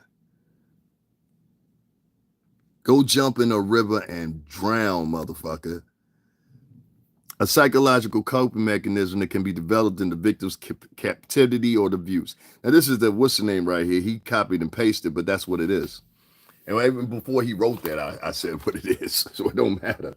Point I'm getting at is, it ain't the shit that he's talking about. The Willie Lynch, which is actually not even a letter, it was just a set of directives that slave masters could use and able to control their slaves. It didn't matter if the slaves were indentured servants and were Irish. It didn't matter if they were Indian. It didn't matter if they were African. It many other. Y'all talk all the time about black slaves coming off them boats. It was more than black slaves coming off those boats. It was Indian slaves coming off them boats. It was Middle Eastern slaves coming out those boats. It was Berbers coming off those boats. It was a whole bunch of motherfuckers coming off those boats. And that's why y'all niggas look uniquely different. Some of y'all are indigenous to the United States.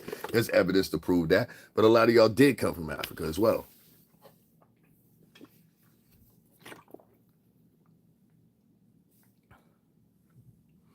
Other people hate people that think they know everything and don't care if anybody else. Yeah, he was stupid. Yeah, just a victim of Stockholm synergy. Vertical integration is synergy. I'll break it down for you. Vertical integration is basically when you have a company and the company has many different facets within the company, meaning that they have, radio, print, media, et cetera, et cetera, et cetera. And they use those mechanisms to basically implore and build the company structure as a whole. That's vertical integration. Synergy is when, in fact, you use those same outlets, but you use those outlets to advertise all the other outlets within. So constantly, if you have Fox and then Fox radio stations or whatever, they're seamlessly over and over and over again promoting each one. If you have Disney, for example, they own Marvel. You know what I'm saying? They turn around, they do the same thing. They offer advertisement for their upcoming products and everything like that through a multitude of the ownerships of properties that now currently exist for them. So that's basically just a brief paraphrase of what vertical integration and synergy is. Everyone is stupid except me ideology. Yeah. I don't know if you're talking to me or them, but I think you're talking to them. I asked the nigga what he worded it and he said Willie Lynch syndrome. I said, there's no such. He said, bro, you suffer from Willie Lynch syndrome. Like what you'll get is you'll get niggas that copy other people's words and they think that makes them smart from copying somebody else's words. Superiority complex, that too. And they'll basically. So banking on diverse revenue streams. What the fuck did you say? So banking on diverse revenue streams. Are you talking to me?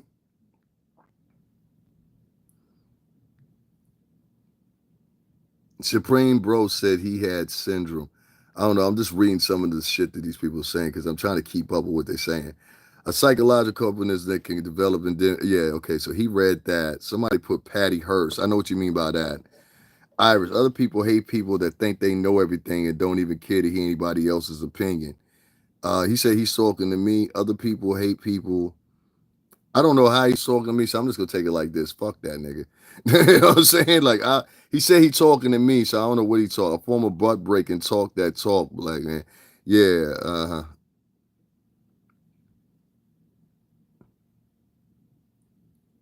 Bo has said syndrome. Yeah, he did say so. He said Willie Lynch syndrome. That's what he said.